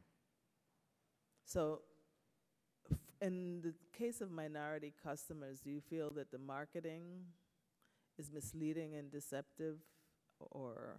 Yes, I believe that there should be much more prominent disclosure. If someone says they're African American or Asian, which were our 2 scenarios, they should be told very clearly before they take your credit card information that you're not going to get the same results as if you're Caucasian. Right. I think it's appalling that the companies would ask about the customer's ethnicity at the outset, and despite knowing immediately they can provide the customer with the full results, still run the test and charge the same price. Let me ask Dr. Shuren a question also. The reason that FDA can, and it sort of follows up on the chairman's question, the reason that you have any jurisdiction over these tests is because they qualify as a medical device because of some of the claims that they make. Is that right? And that's correct. So the company can just change their claims and fall below the threshold. Can't they not? And then what recourse do we have to have any oversight whatsoever? So if they make claims, they're not making medical claims at all, but they are engaging in fraudulent practices, then we'd be engaging with FTC. Okay. And that's one of the reasons, too, the information that GAO provided, we've shared it with them as well. While we may not have authority over everything, our other sister agencies have additional authorities, and we work with them in such situations. And I know that in answer, I think it was to Mr. Getz's question, I don't remember who asked it, but that do primary care physicians, of which I'm one, have enough expertise to be able to interpret the results. Despite your answer, we're talking about direct-to-consumer sales of these tests. Would it be FDA or GAO's position based on your investigation that these tests should be only done if ordered by a healthcare professional? Well, the genetic experts we spoke to said that most doctors would not be able to interpret. I think it's consistent with what Dr. Shuren said, that the HHS study showed. That our experts in genetics told us the same thing. So who can interpret it? I mean, what's the use of the test? I mean, I can speak for myself because I'm one of the donors, actually, and I showed you on the chart for 3 very serious conditions or diseases, I got 3 different answers, so I'm still confused about that. Well, and for some of the tests, you'll get a result, and who knows what to actually do with it. In other cases, people may be making a decision, even if it's on lifestyle. If you tell them they have low risk for diabetes, they may not have low risk, and that person may be obese. A physician would say, you're obese, you have unhealthy habits, you're actually at high risk for obesity, regardless of what your genetic test says, and yet that person may decide, I can have my cake and eat it too. So if they had a provider, a health professional, nurse practitioner, physician assistant, or physician involved in the process, they'd be better off. Yes. Thank you. Thank you, Mr. Thank you. Let me just follow up a little bit, if I may. These companies, Dr. Schern, the FDA contacted them with letters, some in 2009, some in 2010. The FDA invited them to come in to say, if you're going to do this type of testing, come on in, let's talk about it. Is that correct? That's correct. And no one took you up on that offer?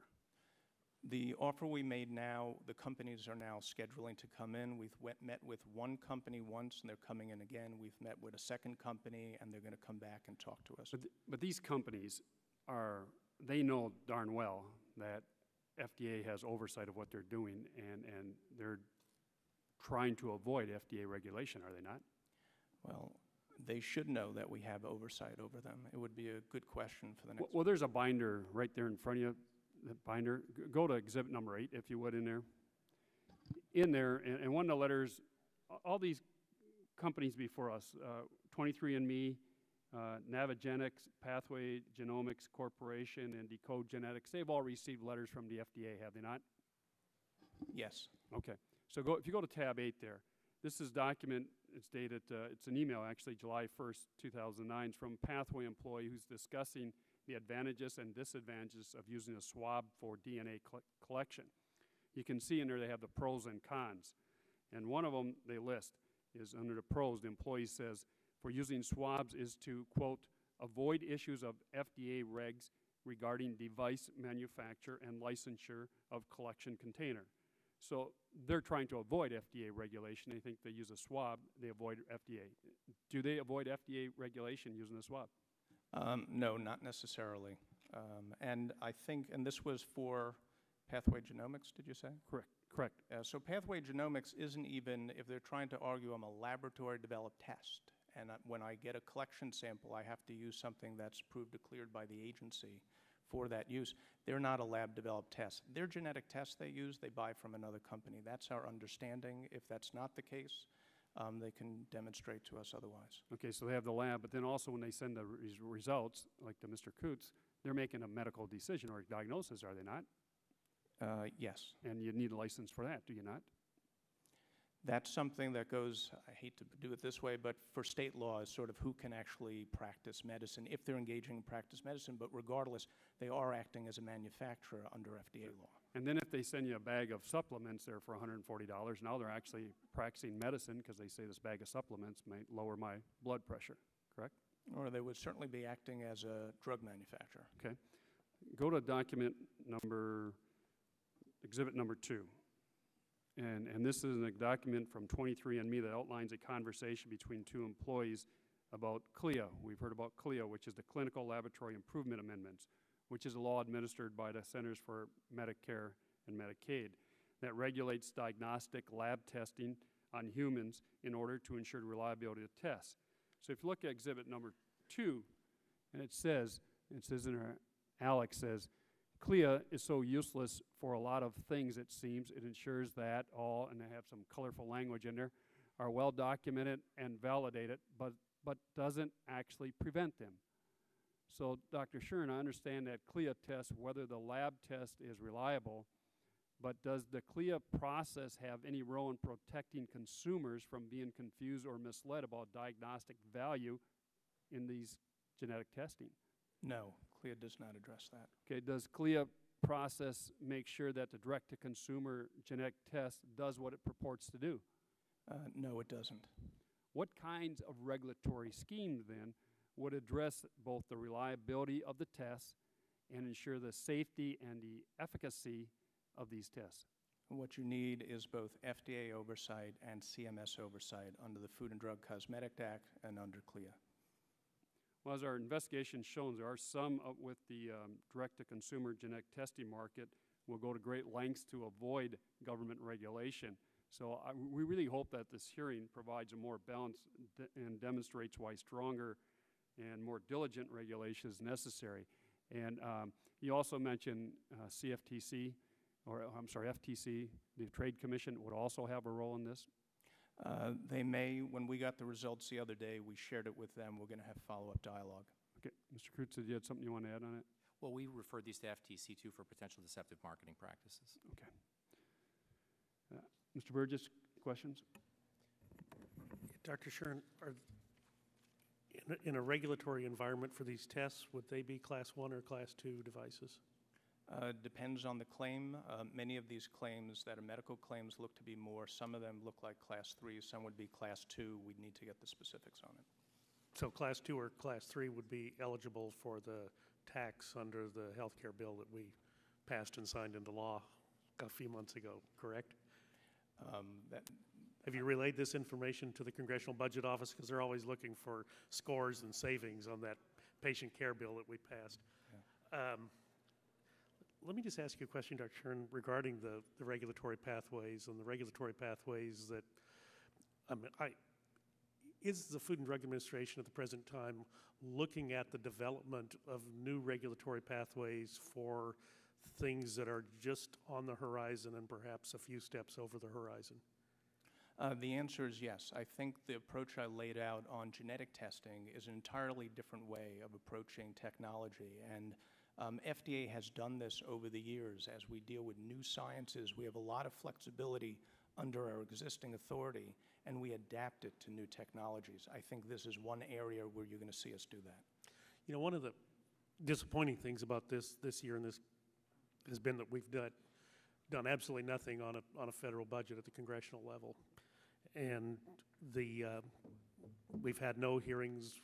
We've not had the ability to have anyone in and talk to them about their views and estimates for their agencies for the fiscal year that's just around the corner now.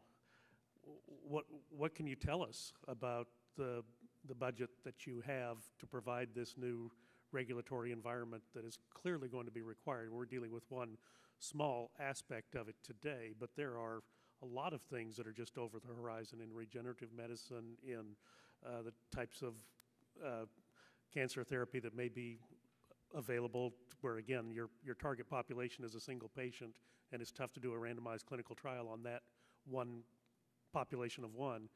So what is the budgetary outlook for your department as far as this new regulatory environment? Well, that's one we're working through the usual budgetary process to handle. I will say, as we gear up, as we see more diagnostics coming down the pike, we do a relook at our existing list of diagnostics, and for some that are moderate risk that we better understand, we sometimes move to down-classify them into Class 1, which means we don't do a pre-market review. We are doing such a review right now, and when we do that, and it's appropriate to down-classify, we free up resources that then we can apply to new technologies coming in the door. Now, bear in mind, when you down-classify, that's going to take something off the tax rolls for the PPCRA or whatever the dang thing is. So there'll be a Congressional Budget Office score to that. And I'm being a little bit lighthearted, but obviously we have an obligation, and we will be looking at reauthorization of the Food and Drug Administration in just really a very short period of time. I can't believe it's already come back around again so quickly. But I think it's an important time for us to look at how you all are doing with establishing the FDA that will be required to meet the challenges. Again, we're looking at one tiny little part of it this morning, and it's terribly interesting and terribly important, but there are a lot of things on the horizon out there that 20th century FDA was ill-equipped to handle, and the FDA has to be able to handle the things that are going to occur in the 21st century with the speed of research and development. I've been concerned for some time that we put $10 billion into the NIH in the stimulus bill, but we didn't do anything for the FDA. Now, assuming that these dollars that we've invested in research at NIH are going to lead to deliverables and products, are you all able to keep up with getting those things out to the patient population that may need them? Or was the money spent on research really never intended to get to a deliverable anyway? We were just spending money to spend money. And I don't know the answer to that question, but I've never been able to get a satisfactory answer from anybody at the FDA. Again, we never had any budgetary hearings. So what's your sense on this? Do you have the tools that you need? Are you going to be able to talk to us at some point about what's over the horizon and what's required to have a good functioning 21st century FDA? I think it's a discussion we would be happy to have, to talk about our thoughts on what is coming down the horizon, our thinking about what it may take to be well prepared. Well, then I can only pray that our chairman will invite you in to discuss that someday, because it's been lacking this past year, and it's been an omission that's significant, as we're seeing here this morning. Thank you, and I'll yield back to balance my time. Gentleman's time has expired. Mr. Gett? Any further questions? Well, can I just ask one last question on the issue of genetic counseling? Under whose regime does that fall? Because clearly the phone calls that Mr. Kutz was playing for us, I mean, these were telemarketers giving genetic counseling, and that is so inherently dangerous that regardless of anything else we decide this morning, that's got to stop. So who's the cop on the beat for that? Who pulls the plug on that activity, or makes these companies understand that this has to cease and desist, and you need to hire genetic counselors to give genetic information? Well, in some respects, we have a certain responsibility. So we may decide these are tests that actually can't be provided directly to consumers. It's actually test results that have to go through a healthcare professional.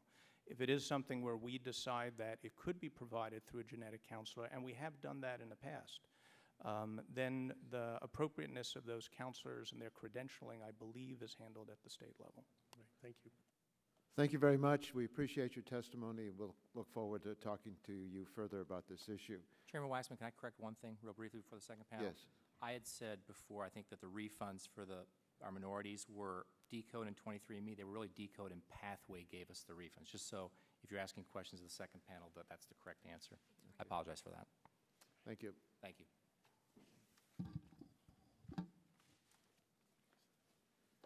I'd like to now call forward our second panel of witnesses. We have Dr. James Evans, Editor-in-Chief, Genetics and Medicine, and Bryson, Professor of Genetics and Medicine at the University of North Carolina at Chapel Hill. Ms. Ashley Gould, General Counsel, 23andMe. Dr. Vanier, President and CEO of Navigenics. And Dr. David Becker, Chief Scientific Officer with Pathway Genomics Corporation.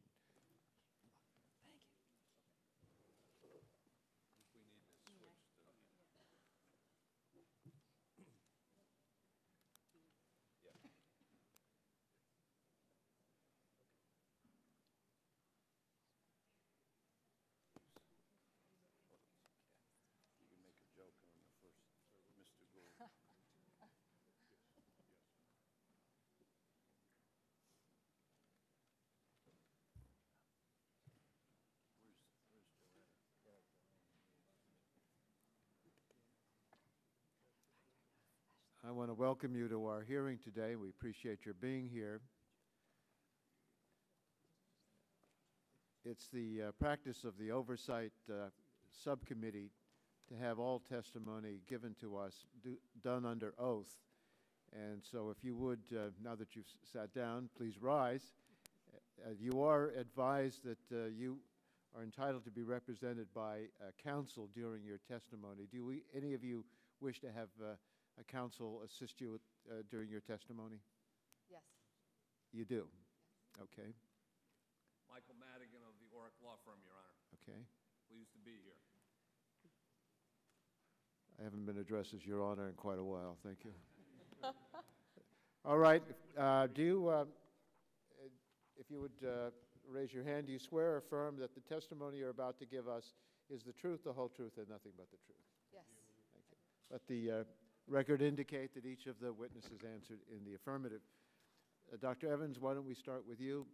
Button on the bottom of the mic, and we'll have a clock running for 5 minutes. We'd like to ask you to keep to that time. Mr. Chairman and members of the committee, thank you for inviting me to testify. Mr. Chairman, I ask that my prepared remarks be submitted for the record. I am a physician and scientist who specializes in genetics. I conduct research on the genetics of cancer, and I am Editor-in-Chief of Genetics and Medicine, the journal of the American College of Medical Genetics. But first and foremost, I'm a physician. I'm a board-certified internist with a general medical practice and a board-certified medical geneticist who sees patients with genetic disorders. I regularly utilize genetic testing in my practice.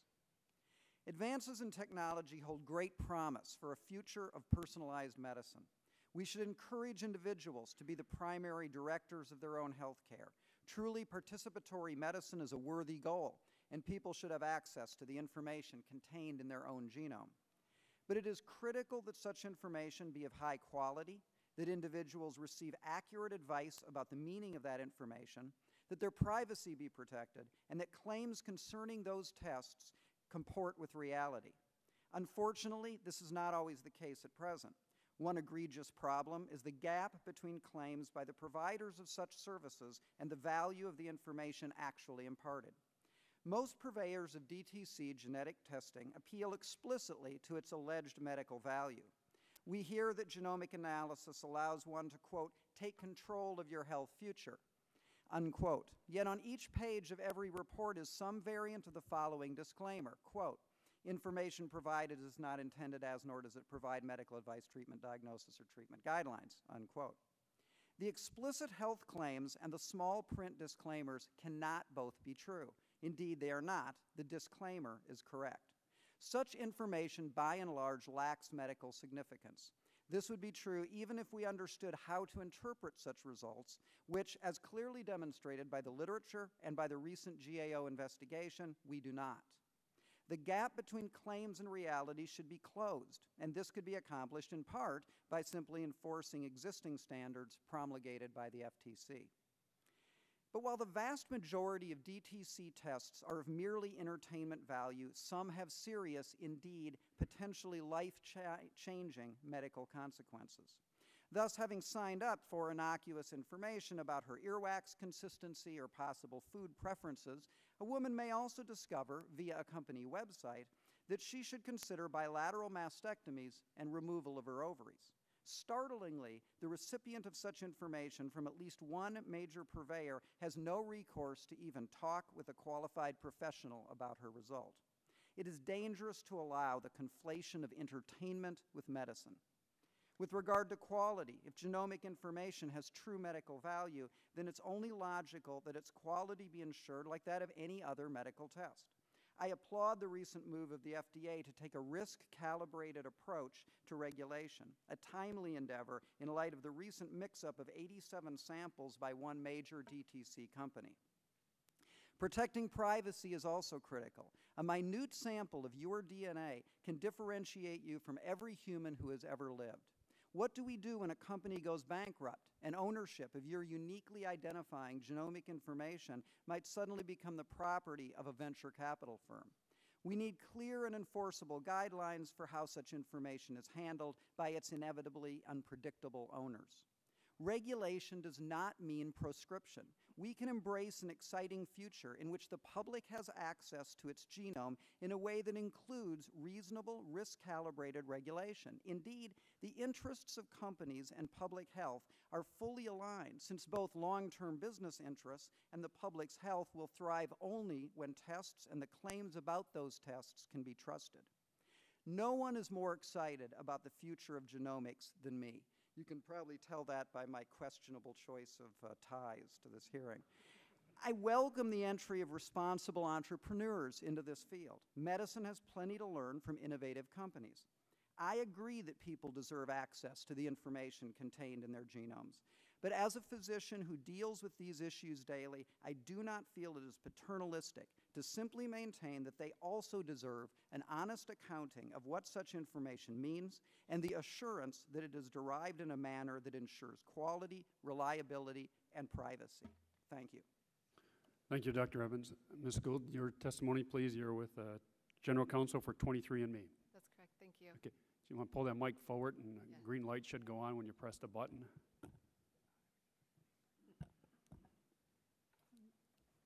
Chairman Stupak, Ranking Member Burgess, and members of the subcommittee, good morning, and thank you for inviting 23andMe to testify today. My name is Ashley Gould, and I'm the General Counsel of 23andMe, as you just heard. I ask that my full written testimony be submitted for the record. Thank you. It was really helpful to hear, and we embraced the prior panel. We were disturbed by the percentage of discordance in these reports, and we have proposed standards to NIH and FDA. I'll be talking more about that today.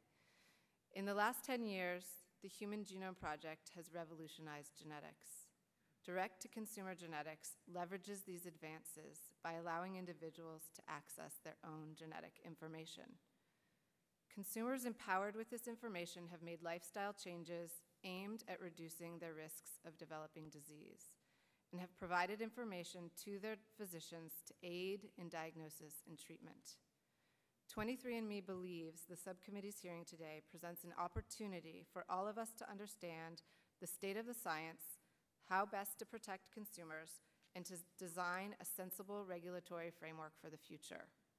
We look forward to working with Congress as well as the FDA and NIH on these issues. We strongly agree with the subcommittee that DTC genetic testing must be scientifically valid, accurate, and well explained to consumers.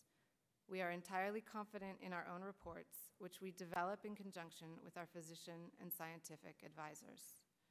We support the subcommittee and FDA in the effort to create an improved regulatory framework for genetic testing.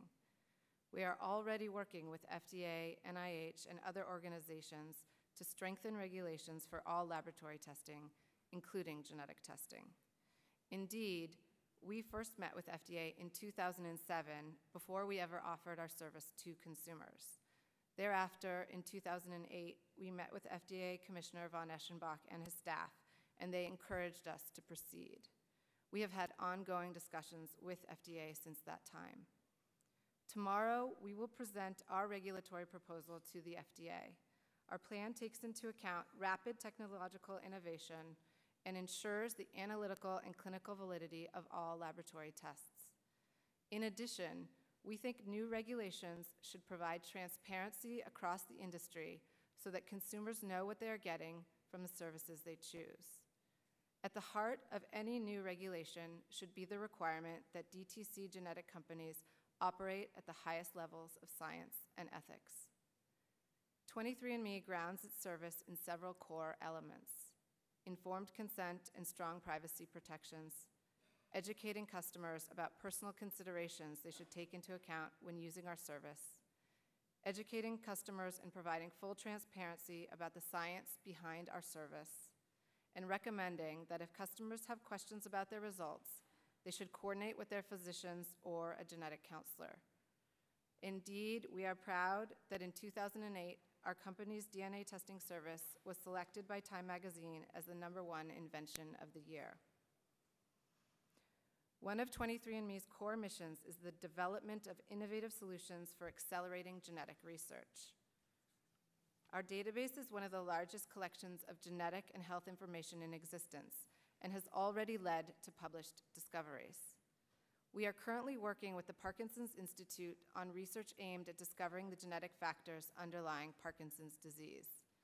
We are proud to have with us today the head of the Parkinson's Institute, Dr. William Langston, one of the leading Parkinson's researchers in America.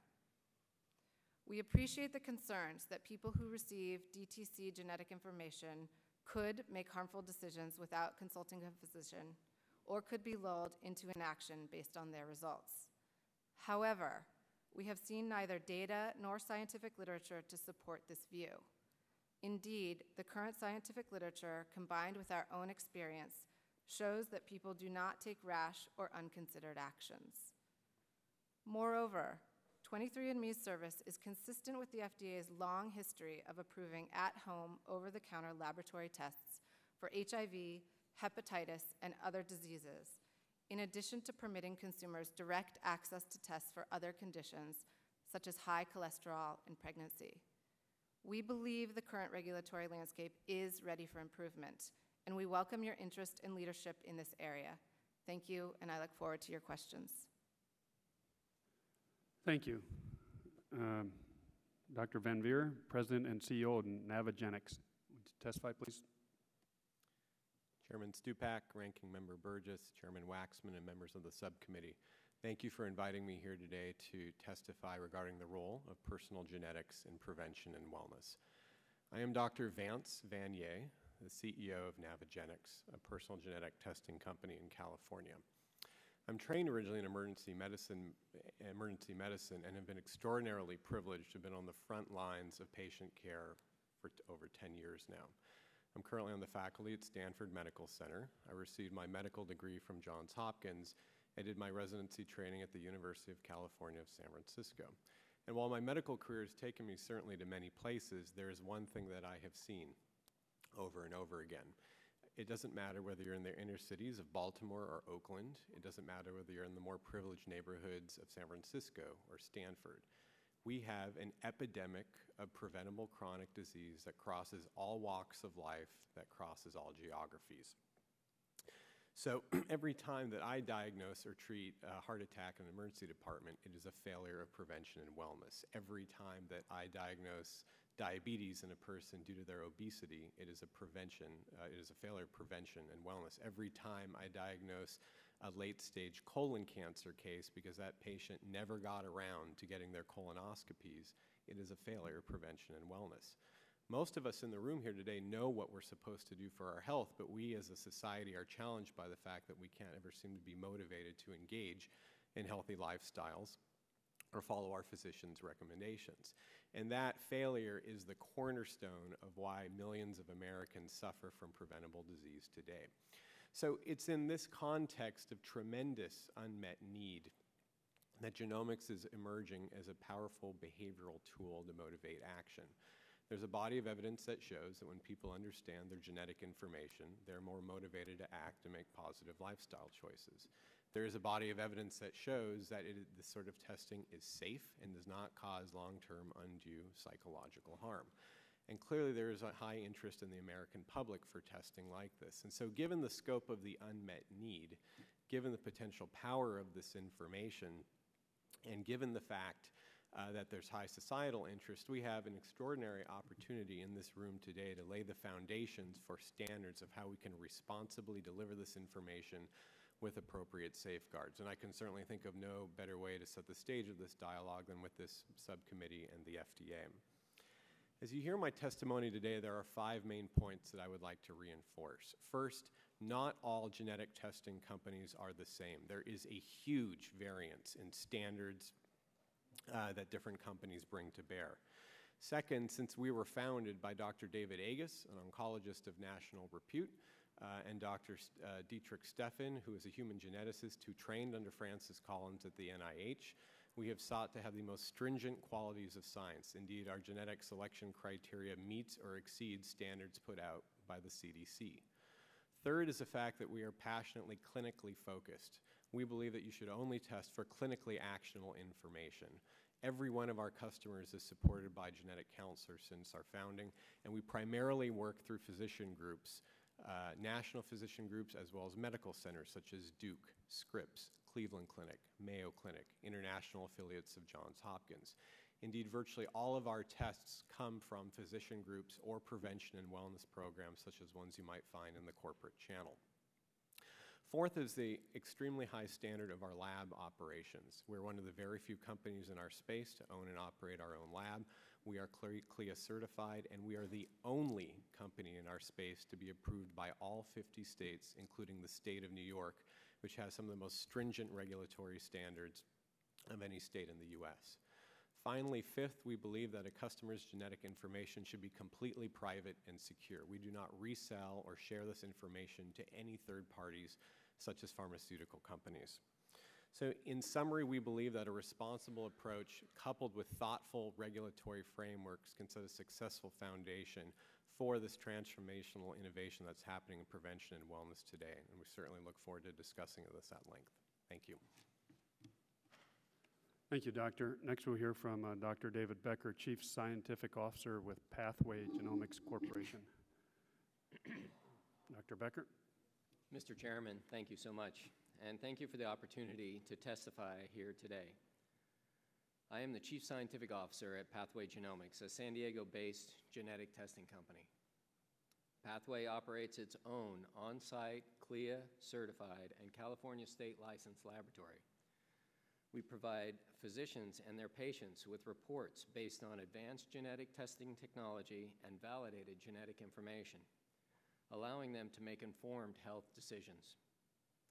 Pathway has validated its laboratory-developed genetic tests and established quality assurance protocols according to federal standards and guidelines to ensure the accuracy of the data we provide. The discovery and analysis of the human genome represent the dawn of a new era in healthcare delivery. With this expanded knowledge, individuals can develop personalized prevention and therapeutic strategies. At the current rate, we can expect significant additional discoveries that will allow healthcare providers to provide their patients with more effective, personalized care delivered at lower cost with fewer complications. Some have taken the position that our understanding of association with health outcomes has not yet strong enough to be interpreted or integrated into clinical care. We would concur that the research has to be analyzed objectively and reported responsibly. It is not true that consumers, however, are unable to benefit from access to this information. Pathway currently offers 3 health-related reports as well as a genetic ancestry report. These reports provide an assessment of genetic risk for as many as 25 different health conditions, indicate the presence of genetic markers associated with 37 different recessive genetic diseases or conditions, and project the likely response to 9 different medications. In addition to providing understandable genetic reports, Pathway offers access to clinical experts to ensure that our customers and their physicians understand their test results. Pathway's staff physicians and genetic counselors are available for guidance and support both pre- and post-testing. These qualified experts review every health report prior to delivery, looking for indications that warrant separate communication, encouraging the customer to speak with one of our counselors, genetic counselors that is, or physicians at no additional charge. Pathway believes that genetic testing can be offered directly to customers in ways that help them improve their health without creating unacceptable risks. Nevertheless, we voluntarily suspended consumer ordering via the internet and retail as we work with FDA to address their concerns over direct-to-consumer genetic testing. Pathway is committed to improving the health and well-being of our customers. We are also committed to ensuring that everything we do is based on rigorous scientific standards and complies with all applicable laws and regulations. Genetic testing holds great promise to help people live more healthy and productive lives. Allowing consumers in consultation with healthcare professionals to access their genetic information empowers healthy and positive choices. We are excited about the future of genetic testing and look forward to continuing our work with FDA, Congress, and our colleagues to ensure the services we offer are of the highest quality and value to the American public. Let me conclude by thanking the committee for focusing attention on both the challenges and opportunities that this new industry presents. I look forward to answering your questions.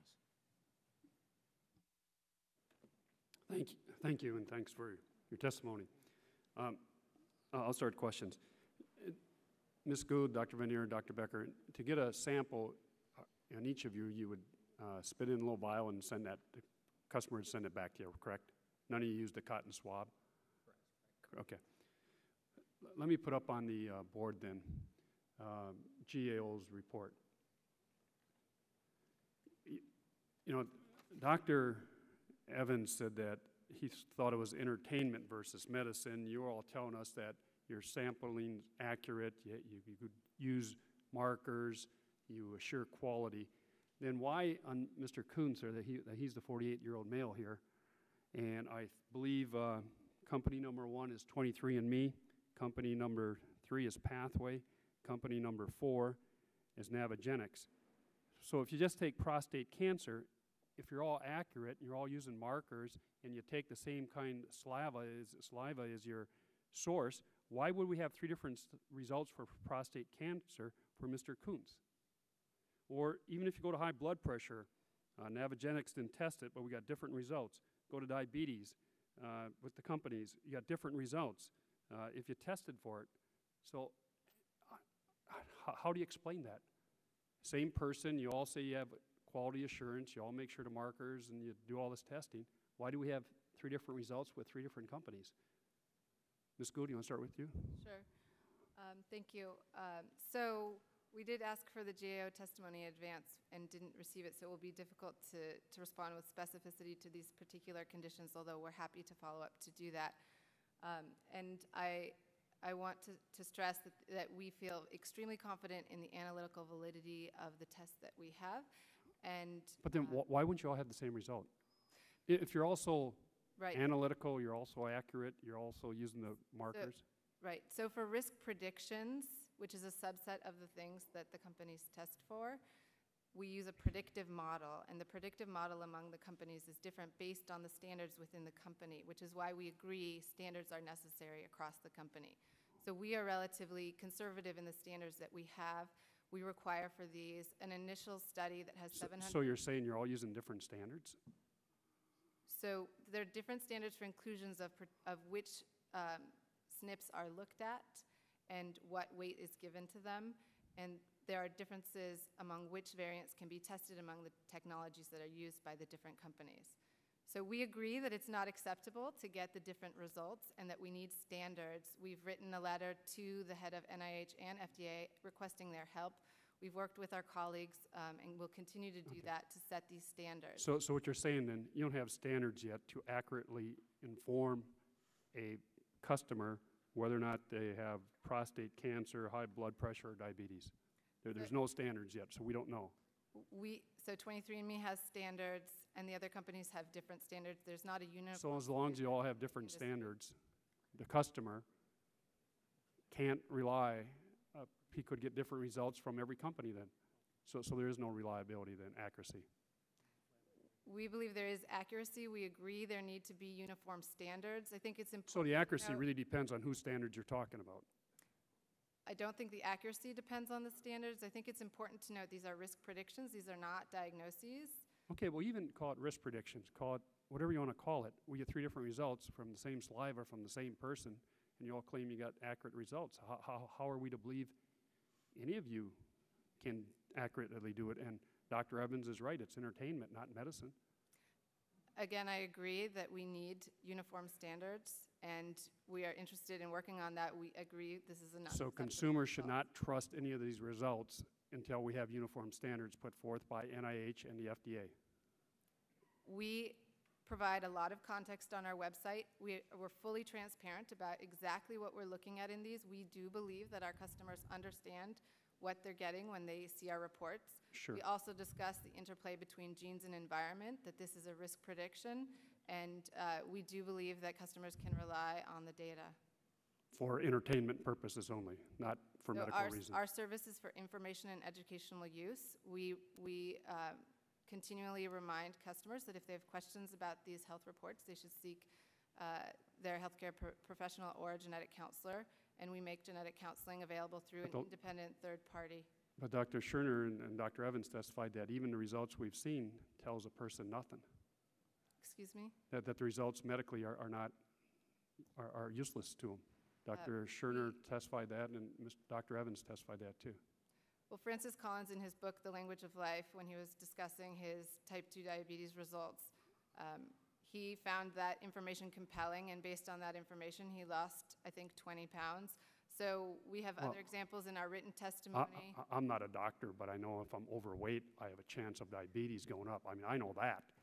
I could even write a book about it and say that. Right. It gave him the impetus to do something about it, which is exactly what Dr. Vinay was talking about. So we also have another example in our written testimony. We do believe and have stories of customers who have received information, taken it to their physicians, and had improved health outcomes.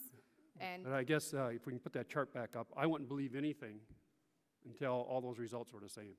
If we got 3 good companies all doing this, testing the same type of saliva from the same person, your results should be the same. Until you can do that, and you're right, we need standards, and hopefully from this hearing, we will move along with that. And my time is up, so let me go to Mr. Burgess for questions.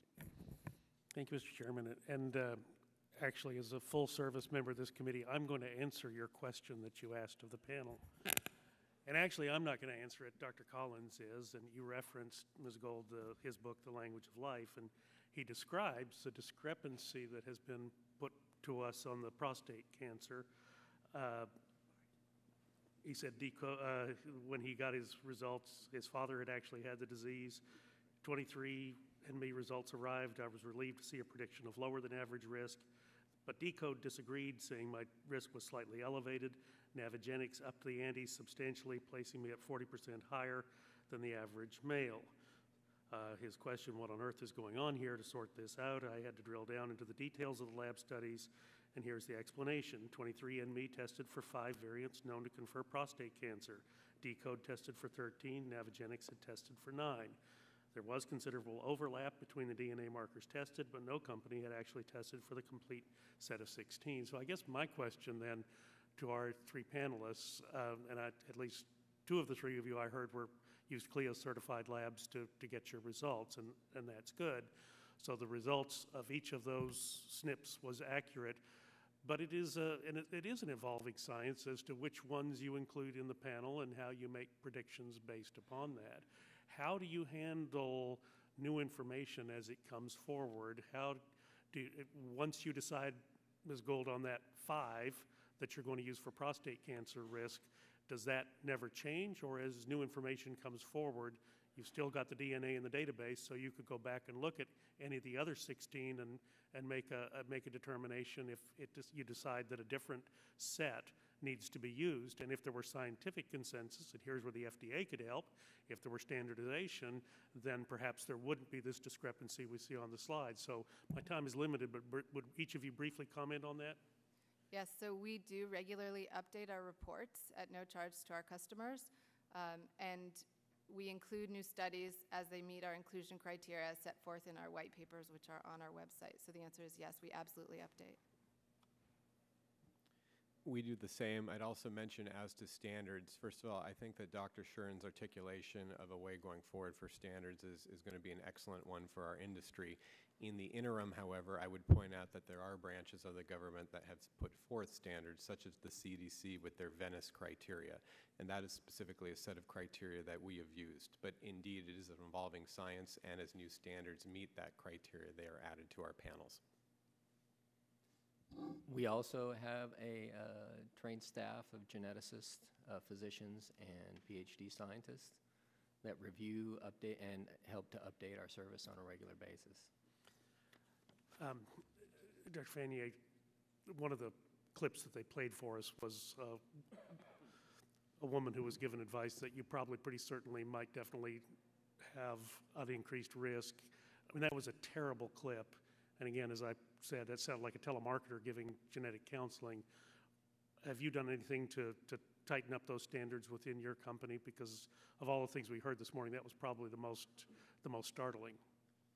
So there are 2 clips. And so first of all, actually, let me begin by saying that regardless of which company are the sources for any of those audio clips, it's obviously extraordinarily disappointing, both as a physician and as a company that's helping lead this industry.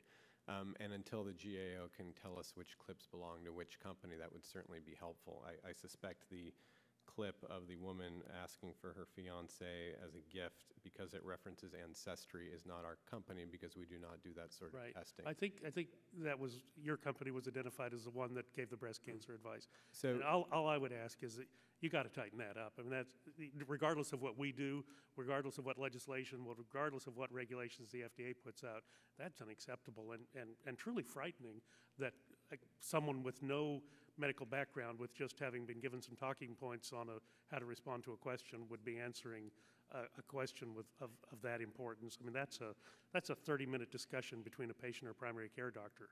I mean, I know that because I've had those discussions, and it's not something you can answer over the telephone, and that conversation in no way provided that patient any real insight, and in fact probably provided a great deal of worry. Dr. Evans, let me just ask you a couple of things. Now, you talked about the entertainment value of medicine. We shouldn't discount that. I'm an OB-GYN doctor by profession, and certainly the boutique sonogram, baby's first picture, that was available in lots of malls during the years that I was practicing, I'd all the time be asked to comment on the pictures that were made on some substandard machine at a shopping mall. So it's probably no surprise that there's an entertainment value for this. Mr. Chairman, we have votes on the floor. If there's a chance for some of us to ask questions. You got a question, the gentleman's time has expired. He's still in the middle of his question. Well, not to I wonder if he would allow me to have a couple of minutes because I'm not going to be able to return to be able to ask questions of this panel. His time has expired. Very well. All right, we'll go second round. And then next, Chairman Waxman for questions. Thank you. That'll give him a chance to go further, and I want to get a chance to ask some questions. If we're going to have these consumer tests, there ought to be some standards. Ms. Gould, you said there ought to be some standards. Dr. Vanier, Dr. Becker, do you agree there ought to be some standards? Clearly, Chairman Wax. Okay. So we heard from the first panel that the FDA ought to regulate this because they handle medical devices. Do the three of you think that you ought to be regulated as medical devices? Ms. Gould? We've not agreed in the past with the FDA's characterization of our service as a medical device. We are meeting with them tomorrow and look forward to hearing more about why they believe that. Well, who should set the standards if it's not FDA? That said, I think FDA should be involved in the standards. Okay. I was pleased to note Dr. Shuren talking about a new framework for genetic testing, and we think that that's really needed. NIH has also put out comments for a registry. We've provided comments for that. We think that's a great thing as well. Dr. Vanier, quick answer to that. Do you think you ought to be a medical device regulated by the FDA? I would agree. The insight that I have into this is I was invited to speak at the FDA's panel regarding all laboratory-developed tests early this week, and I think the consensus you heard from the hundreds of companies that attended was the FDA clearly has a role to regulate the quality of the science and the quality of the markers that we use on our panel. Okay. And Dr. Becker, do you agree with that? I do agree with my colleagues. And I think Pathway is committed to working with FDA to help develop appropriate standards that are prudent in this area but do not completely stifle innovation as well as affect overall laboratory-developed tests. How would it stifle innovation? If you have to live up to certain standards and if you're going to give people predictions about their health upon which they're going to act, how would that stifle innovation to ask you to meet certain standards? I don't believe that will stifle innovation, but the current structure of FDA regulation, if applied the way it is today, could completely, not only if it's applied to all laboratory-developed tests, could significantly affect the testing industry, not just genetic testing. Dr. Evans, you're a physician. If a patient came to you with the result of one of these tests that said they had a 13% risk or a 20% risk or a greater risk, something like that, either quantified or not, of breast cancer, how would you respond to that patient who's alarmed and wants to know what it means? Right. I would tell them several things. First of all, I would tell them that as evidenced by that elegant experiment that the GAO did, we have no idea, and neither does anybody in those companies, really how to interpret and analyze those risks. We simply don't know, and that's obviously quite clear.